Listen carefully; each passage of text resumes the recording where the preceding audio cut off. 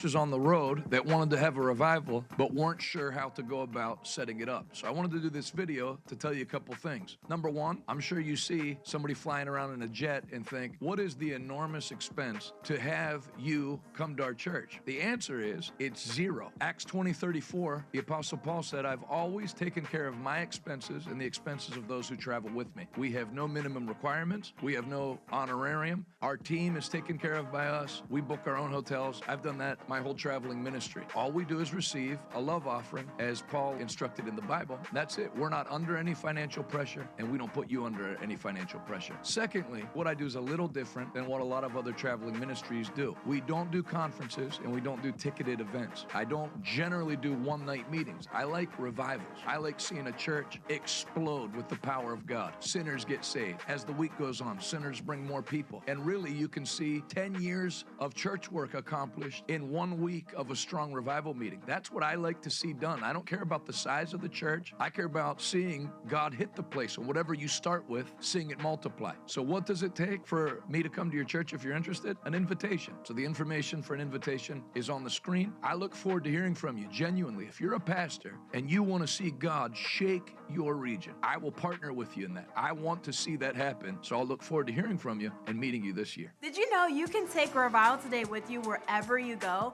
Download the Revival Today Global Broadcast app. Once you download the app, you can stream all of our live services, watch all of our past meetings, and build your faith on our 24/7 network. So you can download the Revival Today Global Broadcast app today, available on all major platforms.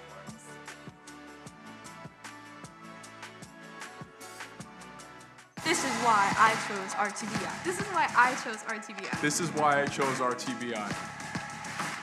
Many Bible schools don't offer the layers of real ministry training that RTBI offers. By the time you graduate, you already have plenty of preaching experience. You learn how to prepare spiritually and practically. We learn our constitutional laws, which are vital to operating a successful ministry. Every preacher should have a job. It's the job, the work of the ministry, the work of evangelism, the work of calling people to Christ, the work of praying for the sick, the work of casting out devils. That's what people are given to do. The Revival Today Women's Mentorship Program is a place for you to find encouragement, practical teachings, and inspiration for you to do all that God has for you to do. Led by Pastor Adala Shuttlesworth, this program empowers women to grow spiritually and to discover their purpose. Over 2,000 women are in this mentorship program, and we are seeing many women's lives transformed. Ladies, be a part of something powerful and sign up today at AdalaShuttlesworth.com.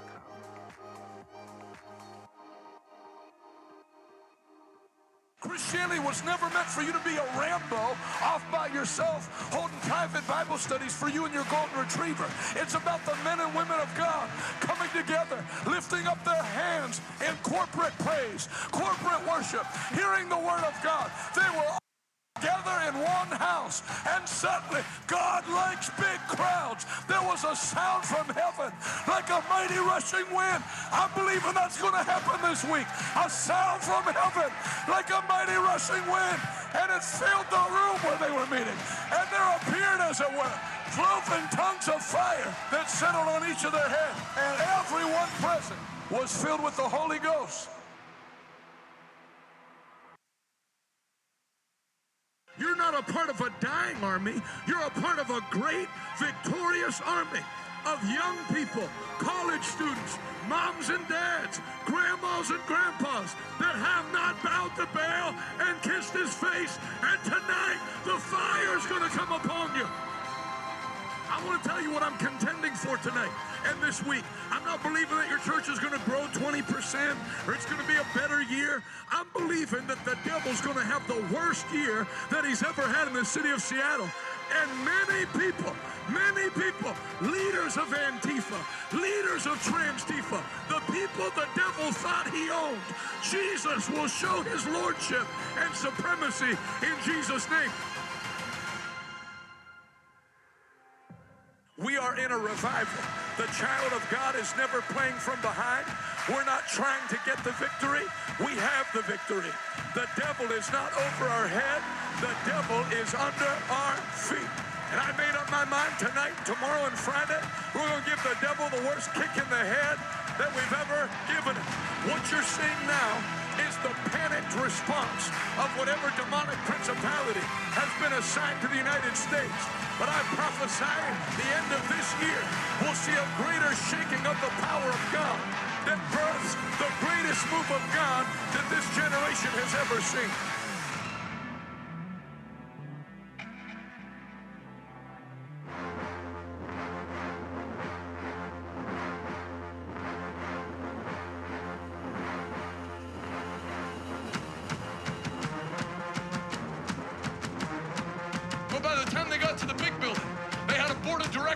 Mas eu vou te dizer, conforme isso cresce, a unção vai crescer junto. Nunca haverá um dia nesta igreja em que você precise ler. Когда вам придется вспоминать старые времена, Бог творит новое, Бог увеличивает, aumentando. Él continuará aumentándonos. En el nombre de Jesús, si reciben esto, vamos. Come on, make the devil nervous. Clap your hands. Give God a mighty shout. The greatest move of God that has ever hit planet Earth is happening right now. And I'm not watching it happen. I'm in it right now with you. I see revival sweeping over this earth before Jesus returns. The devil is not over your head. The devil is not eye to eye. The devil's in the same place today that he'll be tomorrow, under your feet. It's like the pastor will tell me when I go preach somewhere. We had 6 visiting pastors tonight. And I'll say, was it this guy? Yeah. This guy? Yeah. This guy? Yeah. This guy? This guy? And this guy? Yeah. How'd you know? Was it a word of knowledge? No. I found the 6 most disinterested people in the meeting.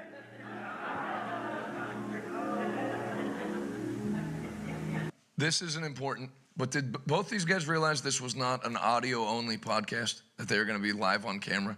Have things gotten so bad at the Assemblies of God that that's your set? Guys, we're going to build a set. We have a budget of $91. So here's 91 $1 bills. Go to IKEA. It looks like both of those guys just finished assembling the furniture and then sat down. What are you wearing? What are you saving your good clothes for? He said, that's great, son. He said, if you read your Bible through every year till you're 16, I'll buy you a car. Well, my favorite program at the time was Knight Rider. So I thought I was going to get a talking car with missiles that could like jump over other cars. If I knew I was getting a 1989 Chevy Lumina with bad gears, I might have not been as motivated. That little tree's a nice touch there.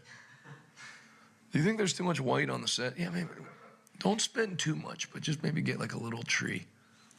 So for many years, Abram had to go around telling people, God made him say it.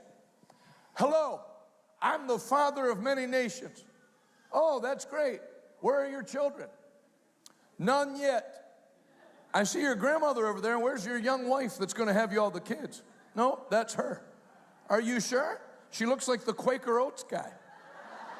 No, that's her. And in the Gospel of John, you have 7 signs pointing to who Jesus is. Yeah, I mean, you know, if you're going to have a guy that boring, maybe liven up the set. You got that guy talking with a white wall in the background. Like, literally, make you want to throw yourself out this window, but it's on the first floor, so I would just scratch myself in the bushes. I'm just reading what's there. It is a bad thing to oppose the worship of the God of Abraham, Isaac, and Jacob. Even the churches that have worked against us since we've been pastoring in Pittsburgh, have you ever heard me bring them up or cause them any problem?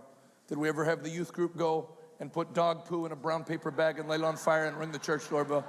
I'm not saying the thought didn't cross my mind. That's why it's coming out of my heart right now. But the point is, we never did it. The Sabbath is not the day to do that. Pause. So it's on this. Should play this video in Guantanamo Bay to get confessions out of terrorists. He's in cave 12. Just stop it. Continue. This is the image that comes to mind. I'm going to nerd out one more time. Just forgive me. One of my favorite movie scenes is from Lord of the Rings. And if you've seen Lord of the Rings, you'll know what I'm talking about. How old are you?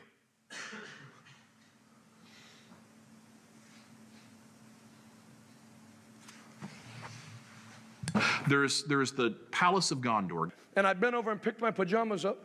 off the bed, and when I looked up, there was an angel on the other side of the bed. That's the last one I've seen. So I know some people on Christian TV go to heaven 9 times a day and stuff. God bless them.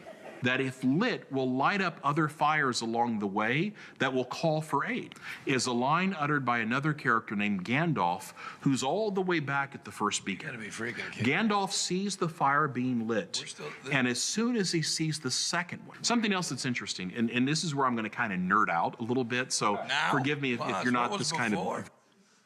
Holy moly. Okay. So we're going to lose the tough guy talk and nerd out. Let's go.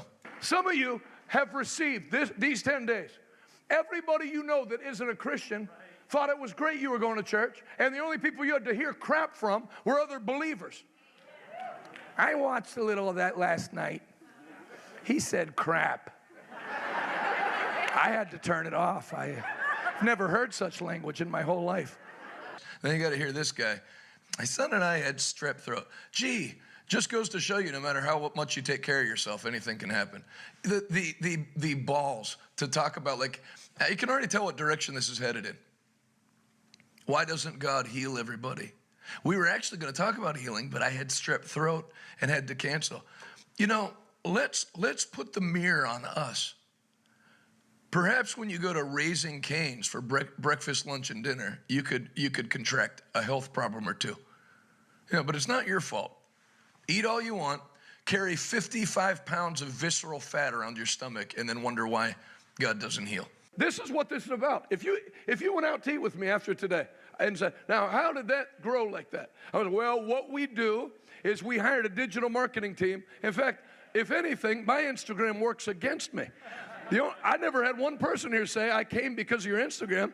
I had people tell me I decided to come despite your Instagram. So God put something on people. I had that happen to me 1 year out of Bible school.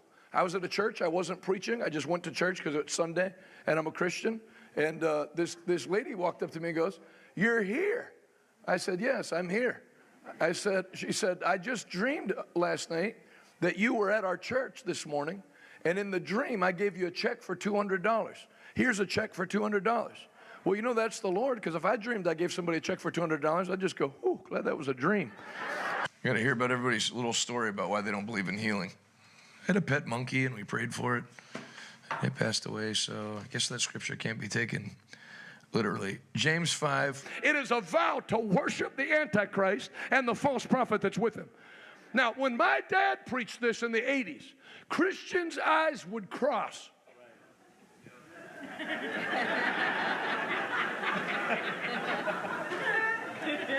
You know, they tried, it was in the Bible, you had to believe it.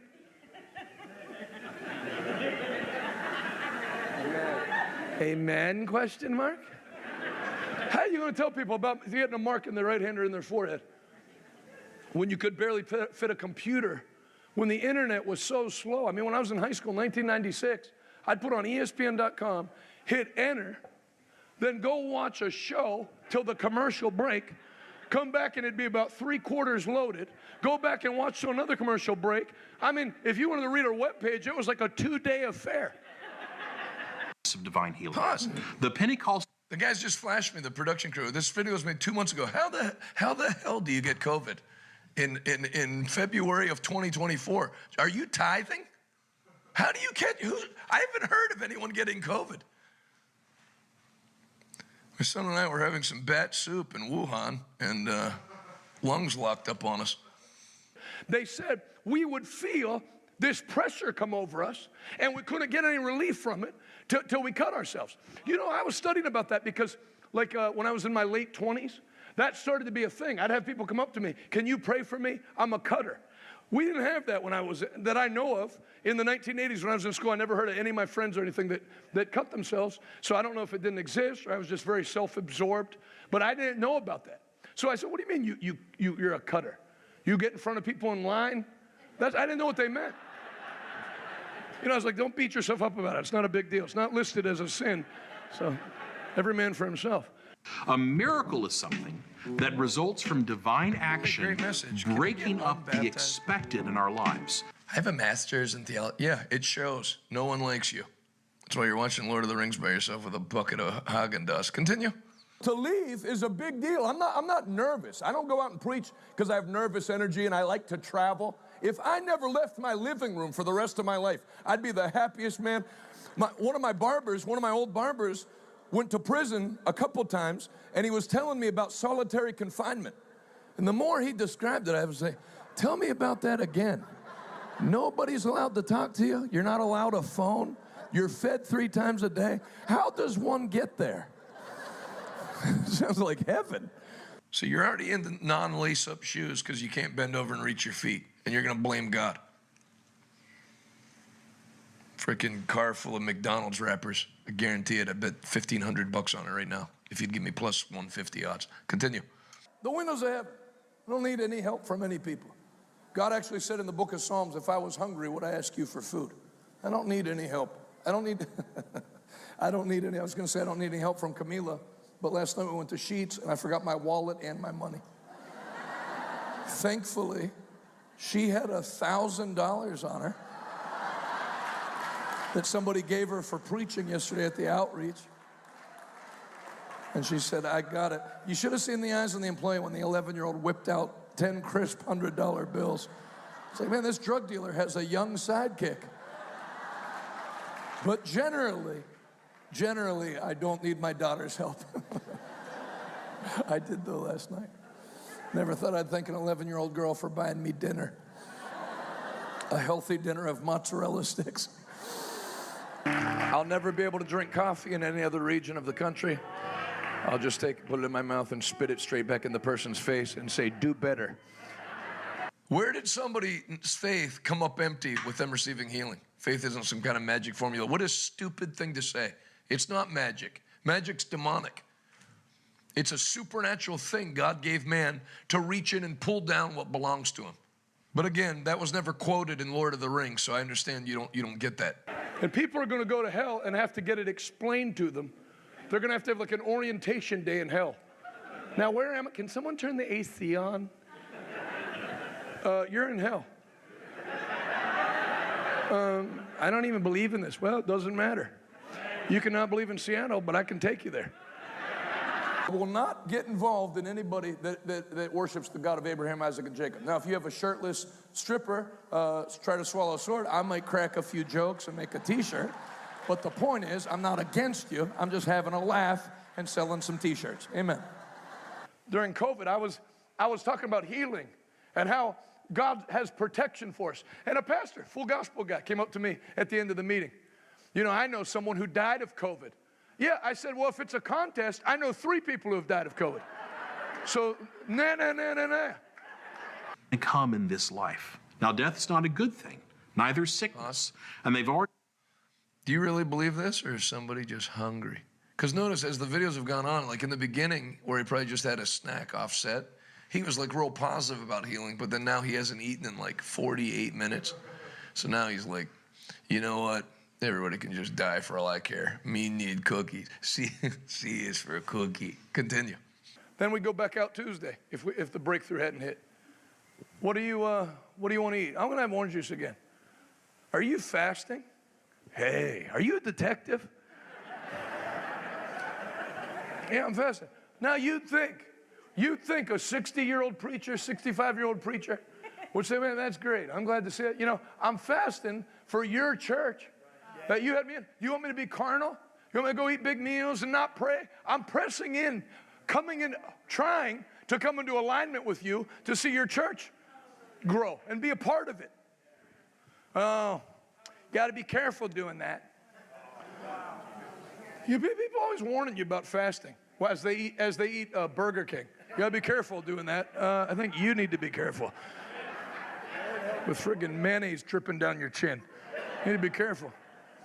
Good to see you, Kat. By the way, I met Kat this weekend in Fort Worth. You guys should make contact with her. Nice lady. Works, I won't say where she works. She works for an airline. She's not nuts as far as I know. I mean, she could have bodies buried in her crawl space, but from the outward appearance, she seemed like a super nice lady. That's where faith comes from.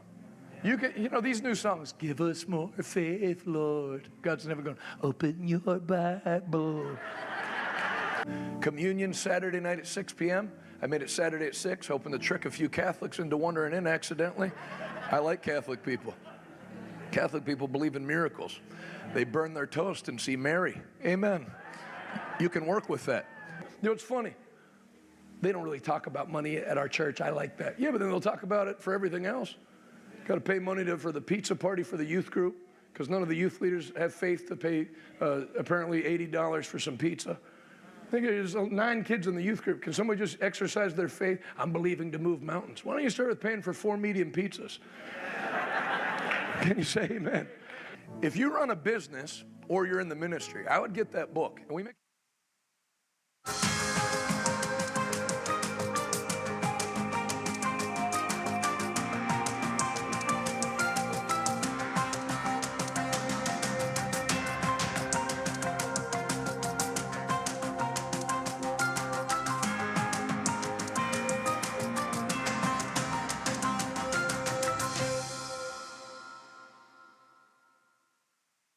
The following program contains political discourse, opinions, and footage that many viewers may find offensive.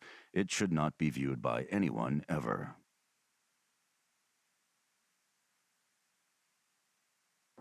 So you made a way across the great divide, left behind heaven's throne to build it here inside.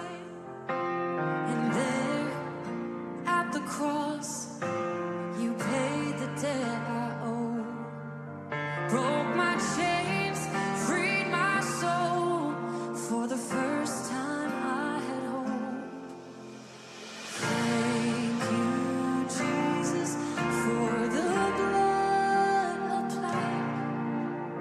Thank you, Jesus, it has washed me white. Thank you, Jesus, you have saved my life, brought me from the darkness into glorious light. What would you do if I sang out of tune? Would you stand up and walk out on me? In a time not so far removed, the world seemed a bit simpler, at least through the eyes of a kid growing up in the heart of America. Back then, we had something special, a culture where freedom of expression wasn't just allowed, it was celebrated. Making fun of each other wasn't about malice, and it usually wasn't even mean. It was a rite of passage, a way to laugh about our differences, unifying us through humor. Sure, there were bullies, but they played an important role. By pushing us, they taught us to push back, to stand up for ourselves, to fight for what we believed in. A clever comeback was like a right hook with a smile. You play ball like a girl! It was all part of growing up and learning life lessons that molded our character. Everyone got their turn, and it was worth it. But as time went on, people got lazy. They got soft. The culture went woke, and suddenly everything was offensive. Every joke had to be justified, and the spontaneity of youth was replaced with caution. Our carefree spirit replaced by the twisted calculations of political correctness. Victimhood became a virtue, and cancel culture reigned supreme. Then a miracle happened. God stepped in, and we, the people, stood up. We elected a new president, a leader who promised to bring back the laughter, the color, the soul. This president, with a nod to the past, aims to make our culture great again, a pledge to reignite the magic of yesteryears. Donald! Oh my God! Not just bringing back jobs, but bringing back the joy of unapologetic humor. This ain't Johnny Carson, motherfucker. The freedom of expression without the fear of offense. Now we're seeing a renaissance. The music is getting louder again, the colors brighter, and the laughter, well, it's starting to sound a lot like it used to. Maybe it's not a return to the past, but a rebirth of the spirit that made those times so special. So here we are, standing at the crossroads of nostalgia and revival, looking forward to what's next with the same hopeful eyes we had when we first watched the world through the window of our childhood. And maybe, just maybe, we're learning that the best parts of our past can still light the way for our future. And maybe we're about to enter a new golden age, a golden age where the wonder years start now. This nation was built on law, order, and pride. Immigrants came through the front door with papers in hand and hearts full of hope. But that America was betrayed by Democrats. They didn't lose control of the border. They opened the floodgates on purpose. 20 million poured in. Cartels, rapists, traffickers, funded by you, enabled by them. This wasn't immigration, it was an invasion. By design. And we paid the price. In chaos, in crime, in blood, while traders in suits handed out benefits with our money. But now comes the reckoning. We're not deporting immigrants. We're deporting lawlessness and those who sold this country out. Law, order, sovereignty. Without them, we don't have a country. So now it's time for retribution, for justice. You don't get to destroy America and stay in it.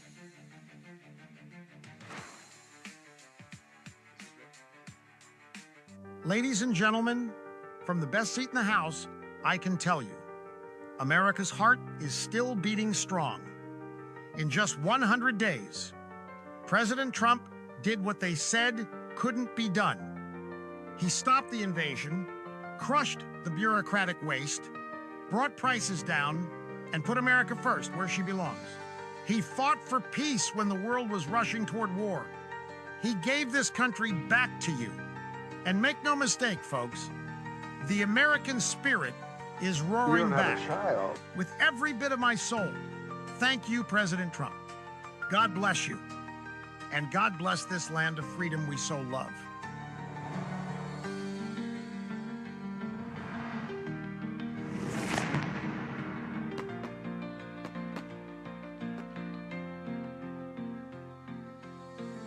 Let's tell a story about one of the greatest psyops in history.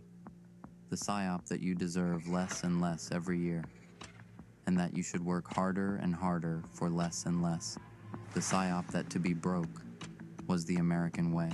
The psyop that you should be lucky to pay your bills. The psyop that it's normal for prices to go up every year, forever. The psyop that it's normal to pay taxes. When you're born, death and taxes are the only certainty they would tell you. The psyop that you need to make $80,000 a year to take care of your family, then $100,000, and then $150,000. Now they tell you both you and your wife need to work to achieve financial freedom. So you hire the nannies, you hired the babysitters, you leave your community, you just don't have time for them anymore. Because you and your wife embarked on individual careers. These careers that took you away from your kids, your spouse, your home, your community, and they told you this was normal. It's totally normal to spend 2/3 of your time away from your family. It's normal to fight and get divorced, and it has nothing to do with the economic decisions and policies made by the government. None of it was normal. It was all nefarious, and it chipped away at what it meant to be an American. It chipped away at your self-esteem. It chipped away at your marriage, at your family, until you looked up and one day no one was married anymore. No one was succeeding unless they were heavily leveraged. One day you woke up and realized you don't recognize the world around you. Until Trump. President Trump came along and said, "This is your country, and that's your money." And he wouldn't back down. All the people that were destroying you came out and spoke against him. They went to great lengths to undermine his agenda. When President Trump hit his stride in 2019, they released a biological weapon that was the largest psyop in global history.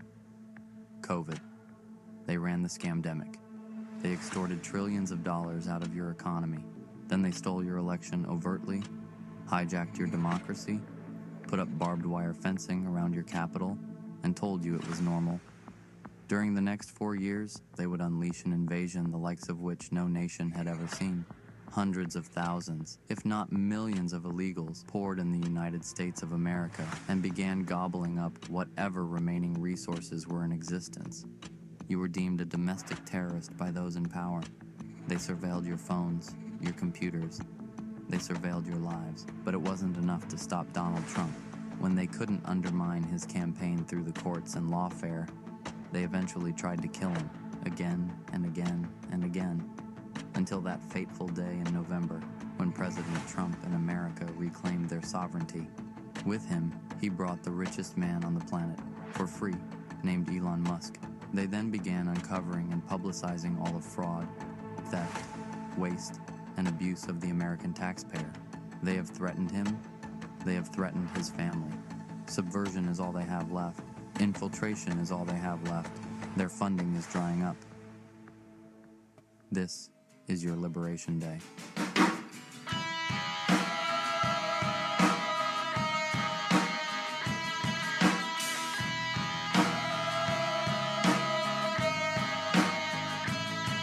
With your feet on the air, your head on the ground. Try this trick. Do you remember what it was like when the 2020 election was rigged and stolen? Do you remember all the bull stories people told you about how the fraudulent election would be overturned? Do you remember the symbols of tyranny when fences went up around D.C. for Joe Biden's inauguration? Do you remember watching fuel and food prices skyrocket in a matter of months? Do you remember watching our borders being invaded by a virtual army of unidentified criminals? Do you remember watching our nation get systematically destroyed for 4 years by the Joe Biden auto pen administration? Do you remember longing for the days of winning when we had Donald Trump in the White House? Do you remember thinking he was going to die when the bullet aimed at his brain only grazed his ear? Do you remember rejoicing after witnessing the miracle that saved his life? Do you remember celebrating the epic landslide victory in November of 2024? This is what you hoped for. This is what you prayed for. This is what you voted for. So why are you questioning every decision he makes now that he's back in office? God didn't save his life so he could make mistakes. He knows what he's doing. Maybe it's time to shut the up and let him cook. This has been a public service announcement paid for by the Dilly Meme team. There's not a snowball's chance in hell that Canada will ever be the 51st state. What say you, Mr. American Ambassador? Canada, go!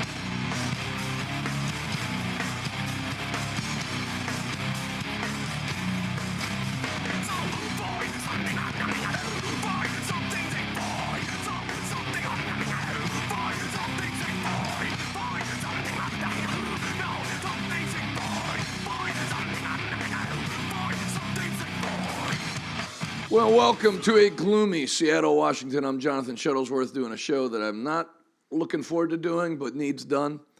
I guess I kind of am looking forward to it. I'm sure a show of emoji hands in the comments if you could use this today to kind of process this together, use like a therapy term. Live, Who Shot Charlie Kirk? But we're also going to pay tribute to a great man that the New York Yankees paused their game yesterday to do a tribute to, and New York City is not exactly a red voting block, so it's just different. You know, I don't know that you can always explain why it's different, but it's different. I was telling somebody if who's the guy with the beard from Daily Wire? Like if Matt Walsh got shot, and these are all hypotheticals, I don't think it'd be the same.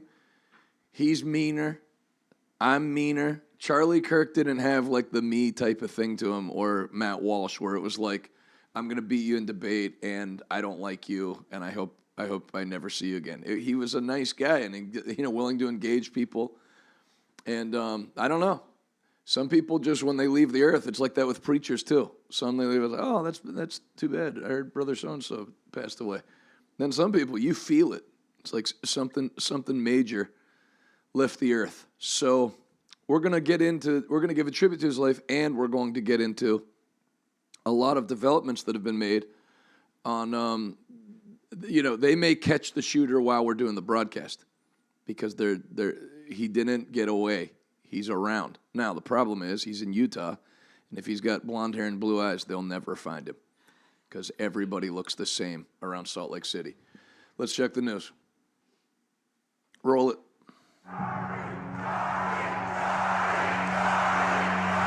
What advice do you have for me as I move into adulthood in order to become a more informed and involved citizen? Well, first of all, thank you for being here, and I have hope thanks to people like you. How old are you again? 13. 13. Here's a couple things I want to encourage you to do. Learn something new every single day, and focus on what it means to be a good person and a person of strong character. Aristotle said that courage is the ultimate virtue. Without it, there are no other virtues. If people aren't courageous, you don't have honesty, you don't have justice, you don't have beauty, you don't have wonder. And so at age 13, I want you to commit yourself to a life of courage. Courage is doing the right thing when you don't know how it's going to work out. Courage is committing yourself to the correct course of action, regardless of the cost associated to it. Every human being, I believe, is made in the image of the divine, is sacred, is unique. And if we get away from this principle as we have, we not only have moral degradation, we not only have the collapsing society around us, but it's bad for that being itself. That being itself is unique. That being has rights. And who are we to say, just because we're older, that we get to murder it? Thank you.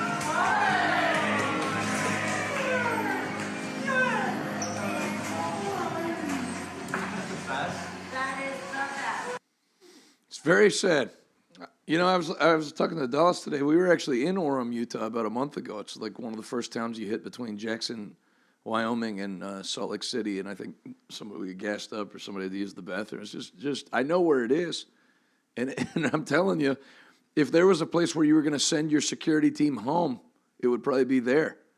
You know, he wasn't in like I said yesterday, UCLA. You know, if you were here, University of Washington, you'd have extra security. Utah was probably what, 62-38 Trump, 58% Trump, 55 at the low end. It's one of the reddest states in the country. I think it's redder than Texas. It's just wild. And if he did pay for security and somebody didn't clear the roofs, somebody should have to answer. Next. FBI just corroborated multiple details included in this memo. Weapon was a high-powered bolt-action rifle. Weapon was found in a wooded area. FBI is conducting a forensic investigation on the weapon. My dad texted me today that they have a palm print, a forearm print, and something else because they got the weapon. You know, they have him on video. We'll see that with sunglasses on. I think it's pretty lame. You know, I guess in a way it's kind of a relief, like as much as they tell you that we're in a surveillance state, and if they want you, they'll get you, that they can't find this guy. So it's not, we're not in as deep as they think as far as us all being surveilled. The FBI has not been impressive for a long time. Roll it. This morning I can tell you that we have recovered what we believe is the weapon that was used in yesterday's shooting. It is a high-powered bolt-action rifle. That rifle was recovered in a wooded area where the shooter had fled. The FBI laboratory will be analyzing this weapon. Investigators have also collected footwear impression, a palm print. What's up, Jonathan Cook? He said, I'm surprised they don't use drones to scan the roofs of the buildings. I mean, I'm surprised at a lot of this stuff. I mean, you know, and then, like the shooting at the Minneapolis Catholic school, you don't have a security guard, you don't have an armed guard. We have to have a debate on whether schools should have armed guards. You got one at Louis Vuitton, you don't have one at an elementary school. The handbags are more important than the kids. And then if somebody brings it up, they have to debate it like it's a budget issue. They can find money for every other thing. No, you know, nothing makes sense. That's why, in a sense, I am kind of looking forward to getting out of here and then coming back with Jesus and just burning the place to the ground and then starting from scratch, which is what we're going to do. I'm all for it.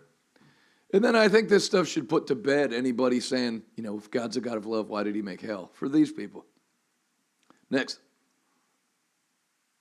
I loved this. This is one of our representatives who's a Christian, but a former Green Beret, I think. I'm told that he's a state representative.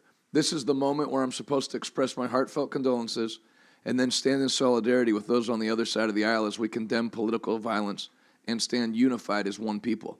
But we aren't one people, are we? The truth is we haven't been for some time now, and there's really no point in pretending anymore if there ever was. We are two very different peoples. We may occupy the same piece of geography, but that is where the similarities seem to abruptly end. I convinced myself for a long time that whenever the left called me a racist, a bigot, a sexist, a fascist, a threat to democracy, for even the most innocent of disagreements, that it was simply hyperbolic rhetoric done for effect. And now the effect is a widow and 2 orphan children, because the left couldn't bear the thought of a peaceful man debating them and winning.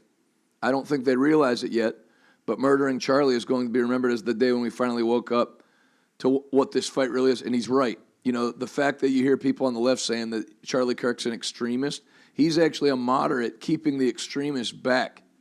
You don't know what a right-wing extremist is if you think Charlie Kirk's one. And you know, I'm sure the plan is to keep pushing till you start bringing people have had enough and take it into their own hands, and you put the country into civil war, and that's a losing situation too. It's not a civil dispute among fellow countrymen. It's a war between diametrically opposed worldviews which cannot peacefully coexist with one another. One side will win and one side will lose. Charlie tried to win that fight through argumentation, through discussion, through peaceful resolution of differences, and the other side murdered him. Not because he was extreme or inciting violence or any other hyperbolic slur they hurled at him. They murdered him because he was effective, because he was unafraid, because he inspired others and made them feel like they had a voice, that they were not alone. And he did it at the very institutions which have fomented so much hatred toward conservatives. I don't want to, quote, stand in solidarity with the other side of the aisle. I want to defeat you. I want to defeat the godless ideology that kills babies in the womb, sterilizes confused children, turns our cities into cesspools of degeneracy and lawlessness, and that murdered Charlie Kirk. Social media is aflame right now with leftist celebration of Charlie's death. I wonder if any among them understand what just happened. If there is a Yamamoto somewhere in their midst warning that all they have done is awaken a sleeping giant. I doubt it. I think they gave up such introspection and self-awareness long ago. I don't know exactly what will happen next. I just know it won't be the same as what happened in the past. There will be thoughts and prayers. Charlie would have wanted prayers, not for himself, but for those left behind and for the country that he loved. But then there will be a reckoning. My Christian faith requires me to love my enemies and pray for those who curse me. It does not require me to stand idly by in the midst of savagery and barbarism. Quite the opposite. So every time I feel tired, every time I feel discouraged or overwhelmed, I'm going to watch the video of a good man being murdered in Utah. I will force myself to watch it, and then I will return to the work of destroying the evil ideology responsible for that, and so much more. Rest with God, Charlie. Your fight is over. Ours is just beginning. Next. Nick Freitas is a former Green Beret. He served in the U.S. Army for 11 years, including 2 combat tours in Iraq as a member of the Army Special Forces. During his service, he held the rank of Sergeant First Class and was assigned to the 1st Special Forces Group. After his honorable discharge in 2009, Freitas transitioned. So he was there during, like after the 9/11 stuff, to civilian life and became involved in politics, serving as a member of the Virginia House of Delegates. Next. Thanks, guys. Exclusive. This morning, my team, this is Steven Crowder, received an email from officer at ATF. The email included a screenshot from what appears to be an internal message describing a weapon and cartridges located by an ATF and other law enforcement near the scene of the Charlie Kirk shooting at Utah Valley State University. Quote, on September 10th, 2025, at approximately 12:24 p.m., conservative political influencer Charlie Kirk was shot and killed at the Utah Valley University in Orem, Utah. Mr. Kirk was speaking at the university as part of the American Comeback Tour. Multiple Salt Lake City and I don't know what that is, agents responded immediately. The suspect fired one shot from an elevated position on a rooftop in an adjacent building on the campus, and surveillance video shows the suspect jumping off and fleeing the area on foot. ATF and other law enforcement located an older model imported Mauser 30-06 caliber bolt-action rifle wrapped in a towel in a wooded area near the campus. The location of the firearm appears to match the suspect's route of travel. The spent cartridge was still chambered, in addition to 3 unspent rounds at the top fed magazine. I get it. All cartridges have engraved wording on them expressing transgender and anti-fascist ideology. Now, if this guy's actually transgender, they need to find out wherever this transgender sniper school is and napalm it. How many freaking transgender dead-eye snipers are there? Guy that got Trump, all these little transy looking, didn't get enough oxygen at birth, dead-eye shots. This is insane. Where were we? In addition to 3 unspent rounds, wording on them expressing transgender and anti-fascist ideology. An emergency trace has been submitted. An ATF SLC is working leads generated by the trace. The firearm and ammunition have been taken by the FBI for DNA analysis and fingerprint impressions. Upon completion of forensics, the firearm will be disassembled for additional importer information. Multiple people of interest having contacted or detained because of eyewitness testimony and review of video footage. The primary suspect is yet to be identified. ATF is assisting the investigation with multiple other federal, state, and local partners, and the case is co-led by the FBI, great, I'm sure they'll be a big help, and Utah SBI, whatever that is. State Bureau of Investigations. CNN's Caitlin Collins gets an earful, and there's more updates past that, and we'll keep an eye on it during the program. CNN's Caitlin Collins gets an earful from Senator Mark Wayne Mullen. Roll it. I don't mean to make this political at all, but I feel like the Christian values and Christians are under attack because the same people that said that they feel threatened by traditional values, by Christian values, are now the same people that seem like they're attacking those that they disagree with politically and religiously. And once again, I just use this for example for the last 2 horrific cases, but you don't see Christians going out there shooting up churches and schools and trying to assassinate political enemies. There was no assassination attempt on President Obama or President Biden. There was no assassination attempt on any of our Democrat colleagues. That's right. If you got a problem with violent right-wing Christian extremists, explain why nothing ever happened to Kamala Harris, her whole campaign. Nothing ever happened to Joe Biden. Nothing's ever happened to any left political leaders. Now, and this is the first one. Trump attempted twice. And again, that guy had a perfect shot on Trump. He turned his head. If you watch that video mock-up, he'd have brained him if he hadn't turned his head. Because he didn't turn his head a little. He swung it back to his full right shoulder to look at that screen, which totally changed the angle. So you've had him twice. You've had, who's the guy that got shot? Steve Scalise, which a lot of people forget, at the congressional baseball game. A leftist shot him. Charlie Kirk. These are just going off the top of the head. You got a pastor up the street here in Seattle named Russell Johnson that had to have his house evacuated last night, again, by the FBI. That you're next. Same people that got Charlie Kirk are coming after you. It's all the same people. This Caitlin Collins broad, she's like Jerry Seinfeld's girlfriend. When the light hits her right, she looks like a beautiful TV host. And then when the light hits her the other way, she looks like Al Pacino in Godfather 2. Next. Fox's Dana Perino. Roll it. So we cover a lot of events here, and many of them don't touch us personally, but this one does. Charlie was a giant human, especially to me, one of the tallest people I've ever been around, but a huge heart, and what an impact. Kennedy and I just saw earlier in the green room, he was born in 1993, and you have to take, if you're our age, think about that and like the impact that this young man had.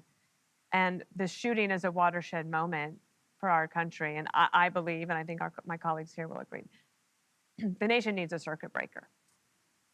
This is unacceptable. It's so tragic. And he very young, touched 31. a lot of people and a lot of people's hearts. You're going to hear a lot more about that in the next hour and in the coming hours here. on Fox News. Next.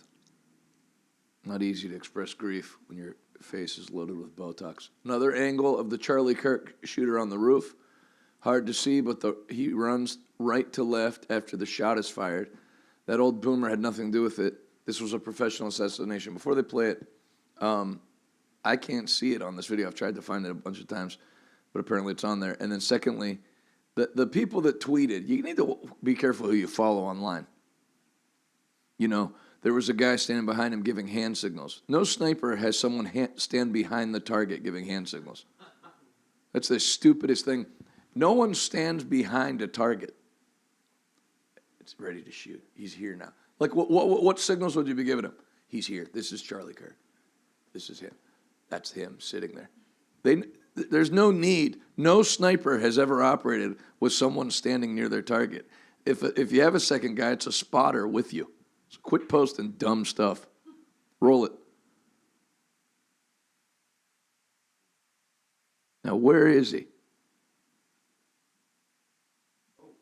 You saw him? It's in the first part? Okay, I got him. Good job. See, now you don't know that old guy didn't have anything to do with it because he was yelling stuff about like he did it, which made the initial people quit searching. So he could have been a distraction to help the guy get away.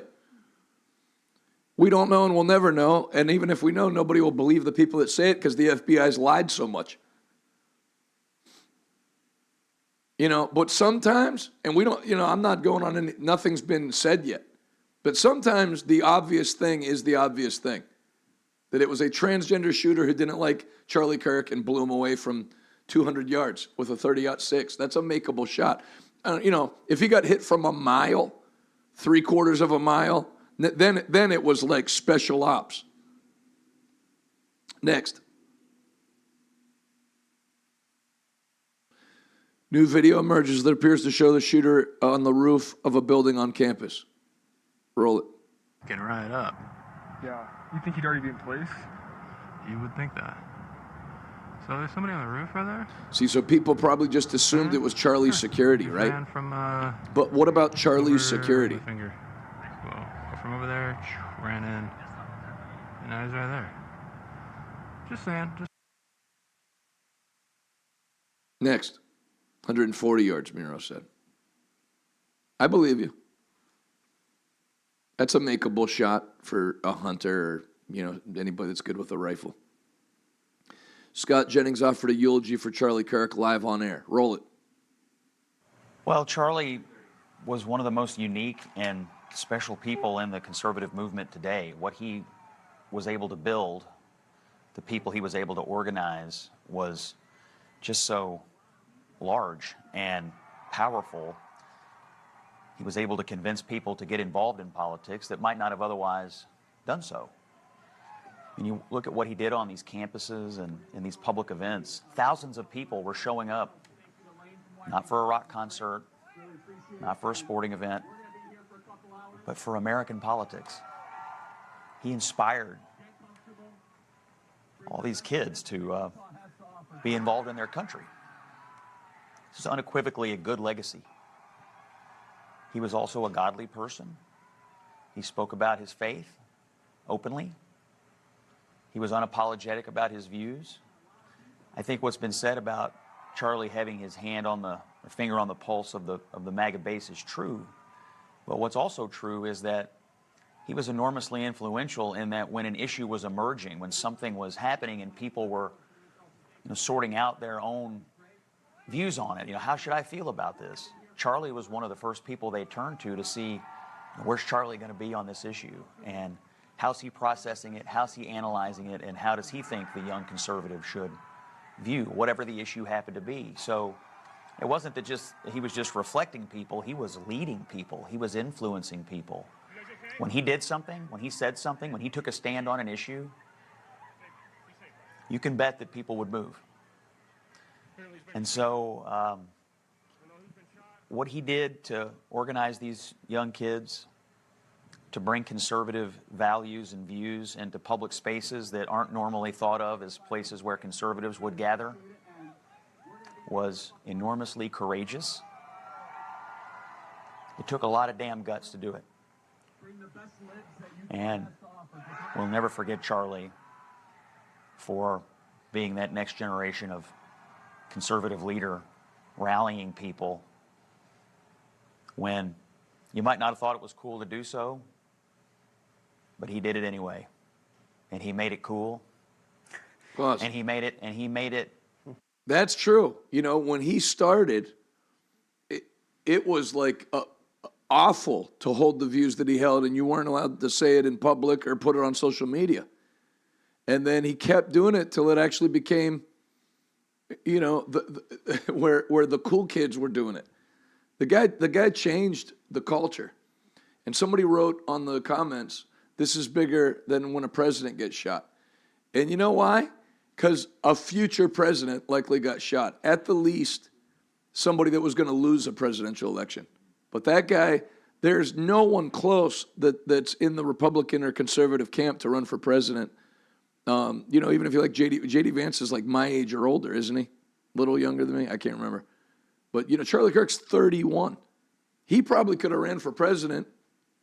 Well, he wouldn't be old enough in 2028, but he would have been old enough he probably could have ran in 32 and been like president before 40, like another John Kennedy. So there's no question that guy, and that's why he carried himself the way he did. He wasn't looking to like eviscerate people on the left. It was like open dialogue. Continue. Honestly, Charlie Kirk was a destination for... Pause it. Somebody wrote future president. Ha, ha, ha, ha, ha. Yeah, but you probably thought Kamala was going to win in November, right? Be honest. Keep going. Well, we're going to miss him. Next. Here, this is breaking. Here's the Charlie Kirk assassin sniper nest. The manhunt's ongoing. How are roofs not cleared? Again, but if you're not going to clear him for Trump's speech, I'm not surprised that Charlie Kirk didn't. When you're going to let a kid set up on a thing like 150 feet from Trump, that guy shot Trump could almost touch him in the forehead with the barrel. You had to have citizens report it. Hey, I think there's a guy up there with a rifle. If anybody wants to check on that, you had like 4'8" lesbians in charge of protecting Trump. It's freaking ridiculous. Next. One of the most angry finger-pointing people in America media says we should stop angry finger-pointing. Jimmy Kimmel on Charlie Kirk's shooting death. Can we stop angry finger-pointing and agree it's horrible and monstrous to shoot another human? Yeah, we can't. We've already agreed on it, but your side keeps doing it. It's funny how anytime the left does something, it's not about who did it. Yeah, when it's you that did it. But then you're free to call us Christian, nationalist, extremist, and send the FBI into Catholic churches. Screw you and your unfunny crap program. Next. The only highlight that's come out of this is all these people losing their jobs. Literally by the dozens, people are losing their jobs. Anybody that puts one of these out is getting mass reported to their employer, or if they're the business owner, it's over. Liberal, the best part of this whole thing is Charlie Kirk is not martyr material, so his death will mean nothing. It will activate no one. Why do they all look the same? You know, the samurai haircut. Roll it. The best part of this whole goddamn thing is that he is not martyr material, so his death will mean nothing. It will activate no one. It will impact few. It's just great. Love the hair and the shapeless body. Enjoy losing your job. Next. You formless. The underlying values of leftism are envy. This is Javier Milei, who won in Argentina, and he's right. The underlying values of leftism are envy, hate, resentment, unequal treatment under the law, and violence. It's part of what they espouse. I mean, think of this with me. Even if you're a leftist, the right tries to get transgender story hours shut down. When have transgender story hour people had human feces thrown at them, or water balloons filled with urine, or been shot? It doesn't happen. But you do that to churches that worship. You do that to churches having services outdoors. You have answering to do. And you're going to push people too far. Next. Says the guy who publicly wished death on Donald Trump. You're scum, dude. Tim Walls. Tim No Balls Walls. Frickin' these people. I'm going to shotgun this Mountain Dew. An open forum for political dialogue and disagreement was upended by a horrific act of targeted violence in America. We don't settle our differences with violence or at gunpoint. I'm praying for Charlie, his family, and his young children. Here's him on the campaign trail. You get up in the morning and you doom scroll through things, and although I will say this, the last few days you woke up thinking there might be news. Just saying. There will be news sometime, just so you know. There will be news. Talking about Trump dying. You first, prick. Next. Of natural causes, not calling for violence. Breaking news, right wing. Yeah. Next. Roll it. I got a question. Sure. What was your name again? I'm sorry. I don't think I told you. My name's Mercury. Nice to meet you. Why are you here? Okay, I've been asked that question a lot. First of all, that question should not even have to be asked, but when people stop talking, really bad stuff starts. Pause. When marriages stop talking. Do you know how many videos there are out of Charlie Kirk having to ask the question, why are you here? You know, all he's doing is like, if you want to talk, you can talk. The left feels people that believe what Christians believe, or basically just normal family people believe, you can believe it, but shut up and don't say it in public. How about F you? Keep going. I got a question.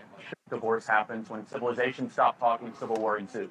When you stop having a human connection with someone you disagree with, it becomes a lot easier to want to commit violence against that group. What we as a culture have to get back to is being able to have reasonable disagreement where violence is not an option.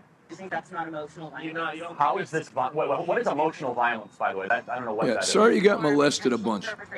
Don't take it out on everybody else. Another human being that is intentionally targeted at their emotional well-being. Okay, so feelings mean Pause. nothing. See, this is why Charlie Kirk was a great guy. He didn't say stuff like I'm saying. He's not Steven Crowder. He's not Matt Walsh. He's not me. He's a good guy. How could you be more civil? And I'm telling you, there's something about people like abusing themselves sexually or that have been abused sexually by others. It messes their brains up. That's what this person's problem is. You have something you need to get dealt with. There's nothing he's saying or doing that's problematic. Who gave you information that he owes an explanation as to why he's sitting in public in a folding chair, willing to talk to people? Get over it. Continue. Isn't why we had the First Amendment to try to push our boundaries and to hear things that might make you mildly uncomfortable? This doesn't make me mildly uncomfortable. Does it make you very uncomfortable? It makes me angry. Tough luck. So what, everybody has to alter what they do based on how you feel? Go buy another cardigan and get lost. You walking, wish I had a yeast infection if the surgery goes well. Next. Breaking. Read it. Every one of us at Turning Point USA is crushed and devastated by the hateful murder of our founder and guiding light, Charlie Kirk. All of us have lost a leader, a mentor, and a friend. Above all, our hearts are with Erica and their 2 children. Charlie was the ideal husband and the perfect father. I believe that. You know, I'm a preacher's kid, and then I became one myself. I've been around conservatives and Christians my whole life. I'm pretty good at spotting fake ones, like how the head of a biker gang can spot an FBI infiltrator. I can tell ones that aren't real and that they're way too happy to be with their wife. This is my wife. Isn't she hot, everybody? Love being with her. She's the best. I smell a lie. And I did not get a whiff of that with Charlie Kirk. And I'm not saying that after he's gone to be nice. That guy loved his wife. You could tell the wife, the way she looked at him. If you read her posts, her last 10 posts on Instagram, she was in love with Charlie Kirk. It's not fake. The kids loved him, the way they ran to him. The guy was like a great human being. You know, even to start 1,000 chapters of Turning Point USA, what does that let you know about how much people liked working with him? To do that, you can't start 100 and then lose 70 of them because people think you're a prick or that you're in it for yourself. To start something that has 1,000 chapters, that means you treat your staff well. That means you treat people feel like they're valued. You don't betray people. On down the line. Go ahead. I'll keep reading. More than anyone, Charlie believed in the power of argument and good faith debate to find the truth and guide people towards, if not agreement, then at least mutual understanding. Charlie was no stranger to threats. He received thousands throughout his life, but he always prioritized reaching as many young Americans as possible over his own personal safety. Now Charlie has become America's greatest martyr to the freedom of speech he so adored. In his 31 years, Charlie lived more than any of us will in 100. Back to me, that part's true. And I'm not like making light of length of life. But people put such a high priority on living a long time and their lives don't matter. So the guy, that guy in 31 years did what other people wouldn't do in 350 years. And he'll be remembered forever. There's going to be a lot of stuff named after him. Again, you can overreact right when someone dies, but I don't think it's overreacting. He's going to go down like a JFK, Martin Luther King Jr. for other reasons. But that type of American figure, and probably, if I'm not wrong, the first one of the 21st century. It does something when people go down for what they believe. There's a great power, even biblically, in sacrifice and sacrificing your life. Keep going.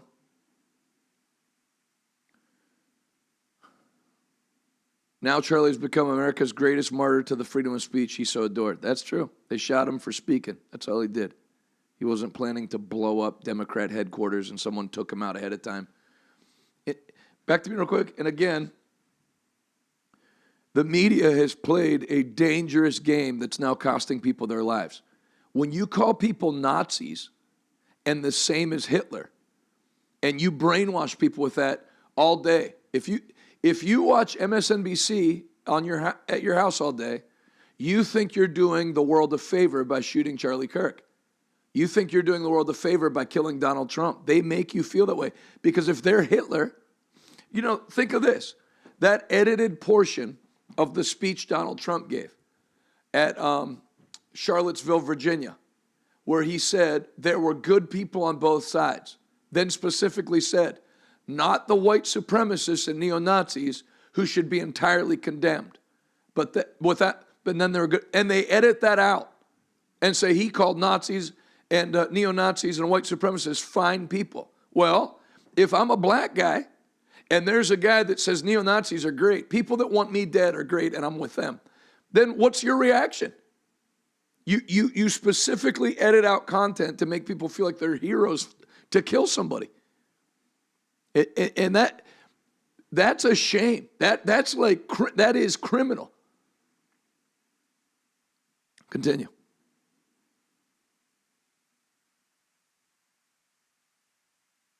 In his 31 years, Charlie lived more than any of us will in 100. He had an overwhelming passion for life and a deep belief in his power as an individual to make a difference. With the spirit of a pioneer, Charlie launched Turning Point out of his parents' garage. Wow, as an 18-year-old with no money, no name recognition, only a dream. His energy and drive were awe-inspiring, without equal and deeply infectious.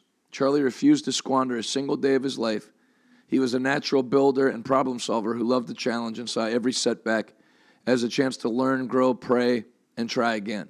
He was fundamentally decent, always eager to make new friends and allies and to support and defend the ones he had already made. His values were timeless American ones: honesty, forthrightness, duty, loyalty, and fair play. And I'm going to tell you how, there's more. But in case I forget, let me say this. You also have to be a special kind of leader to unite people on the right. Like when you'd see who his speakers were at his events, when he'd have his big Turning Point USA, There's everybody from Jensen Franklin to Matt Walsh and elements in there that don't like each other. It's like the church world. You know, you think everybody's just a Christian. They all love each other. When, meanwhile, John MacArthur hates Kenneth Copeland. Well, you got the same thing in the right political world. Jeb Bush hates Donald Trump down the line. And a lot of these speakers don't like each other. But if Charlie was putting it on, they'd all come under him. Keep going. Charlie loved America, its people, its Constitution, its freedom, and the limitless good all of them have done for the world. But above all, Charlie lived every day with an overflowing love of the Christ he knew he would one day get to see. When asked, Charlie said that above all, he wished to be remembered for his faith, far more than any political victory. Charlie wanted to see a spiritual revival among America's youth. I think that's another thing that makes him different, is there's people that are political that happen to be Christians. He was like a Christian that because of his deeply held Christian beliefs wanted to help influence the country he lived in. And I think he was a Christian first. Continue. And will be remembered that way. At his final public speech, just days before his murder, Charlie witnessed Christ to an audience of non-believers. Even in his very last moments, Charlie was professing the gospel. He ran his race well all the way to the end. Yes, he did. Now he goes to his heavenly reward. Yes, he did. Although Charlie is gone, his legacy will endure. He shall not grow old. Age shall not weary him. For all time, he will remain the brave young man who inspired tens of millions of Americans to better themselves and take action to better America. All of us will miss Charlie. None of us will ever forget him. Freaking sucks that has to be written about a guy that's 31 years old and really had a super bright future ahead of him. I mean, I would say more of a chance than not to be president of the United States. Next. The most important decision ever. Roll it. You a Christian, by any chance? Very, very much so. Like, why is that exactly? Jesus saved my life. I'm a sinner, gave my life to Christ, most important decision I ever made. So you believe the Bible is real? Yes, I believe the Bible is true and real. Yeah. Why is that? Well, I could give you the technical answer. There's never been an archaeological discovery that has contradicted the truth of the Bible. And then, of course, the wisdom. There is not a truth of the Bible that if you apply to your life does not improve dramatically. And then finally, we have the most accurate and transparent, historically robust account that one can have of the most important figure ever to live in the history of the world, Jesus of Nazareth. And the resurrection is the pinpoint of my belief that Jesus did rise from the grave so that we may live. What makes Christian mythology real? So that's not mythology, but that is theology. If Genesis 1:1 and the resurrection is true, anything in the Bible is possible. You're looking at the greatest miracle. The greatest miracle is creation. And then the fact that Jesus rose from the dead. And I say, how do you know that Jesus rose from the dead? Well, show me another historical piece of a story where so many people willingly died a brutal death for a lie.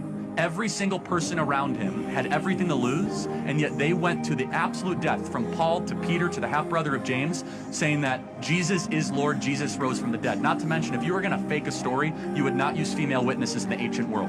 In the scriptures, it said that the women were the first one to see Jesus. The guy could talk Bible and theology as well or better than he could talk politics. You know, I don't think most pastors could do that. And by the way, I just want to go on record and say something I may regret later, that every pastor that's a conservative pastor that either didn't, okay, I'll leave you alone if you didn't post, but if you have a mega church and you know who you are, and you posted stuff like, ashamed to see the violence in this country, because you don't want to mention Charlie Kirk, because you don't preach anything at all, so half your congregation is a bunch of pro-abortion, anti-Israel liberals that you don't want to lose, so you won't mention him. You are a P-U-S-S-Y, and I'm only spelling it out because I know we got homeschoolers watching, and I don't want them to have another education lesson after. Every one of you, and you know who you are.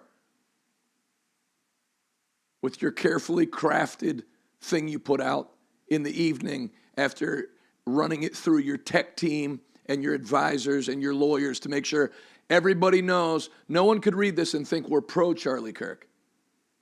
So we'll just make it real general. Screw you. You're like a half step below the shooter. You're exactly what's wrong with America. Freaking nutless pastor. Look up your favorite pastor and see what they posted. If they did nothing, whatever. Give them the benefit of the doubt. They're on vacation. They didn't know, although that's a major benefit of the doubt. But if you posted something that's clearly, I know I have a lot of anti-Israel, pro-LGBT people that didn't like Charlie Kirk, so we're not going to mention him. We're just going to say pray for the country. Pray for America. Screw you. Your prayers don't go past the ceiling anyway. God doesn't even like you. You lukewarm, hypocritical, compromised prick. Next, blessings.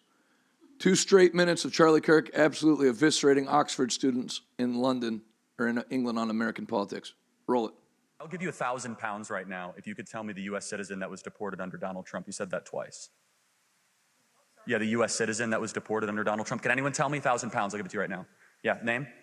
Wrong. Not a U.S. citizen. Citizen El Salvador. Anyone else? U.S. citizen deported. See how they cover American politics overseas? Bunch of brainwashed Europeans. Donald Trump's deporting. They think overseas that Donald Trump's rounding up American citizens and deporting them.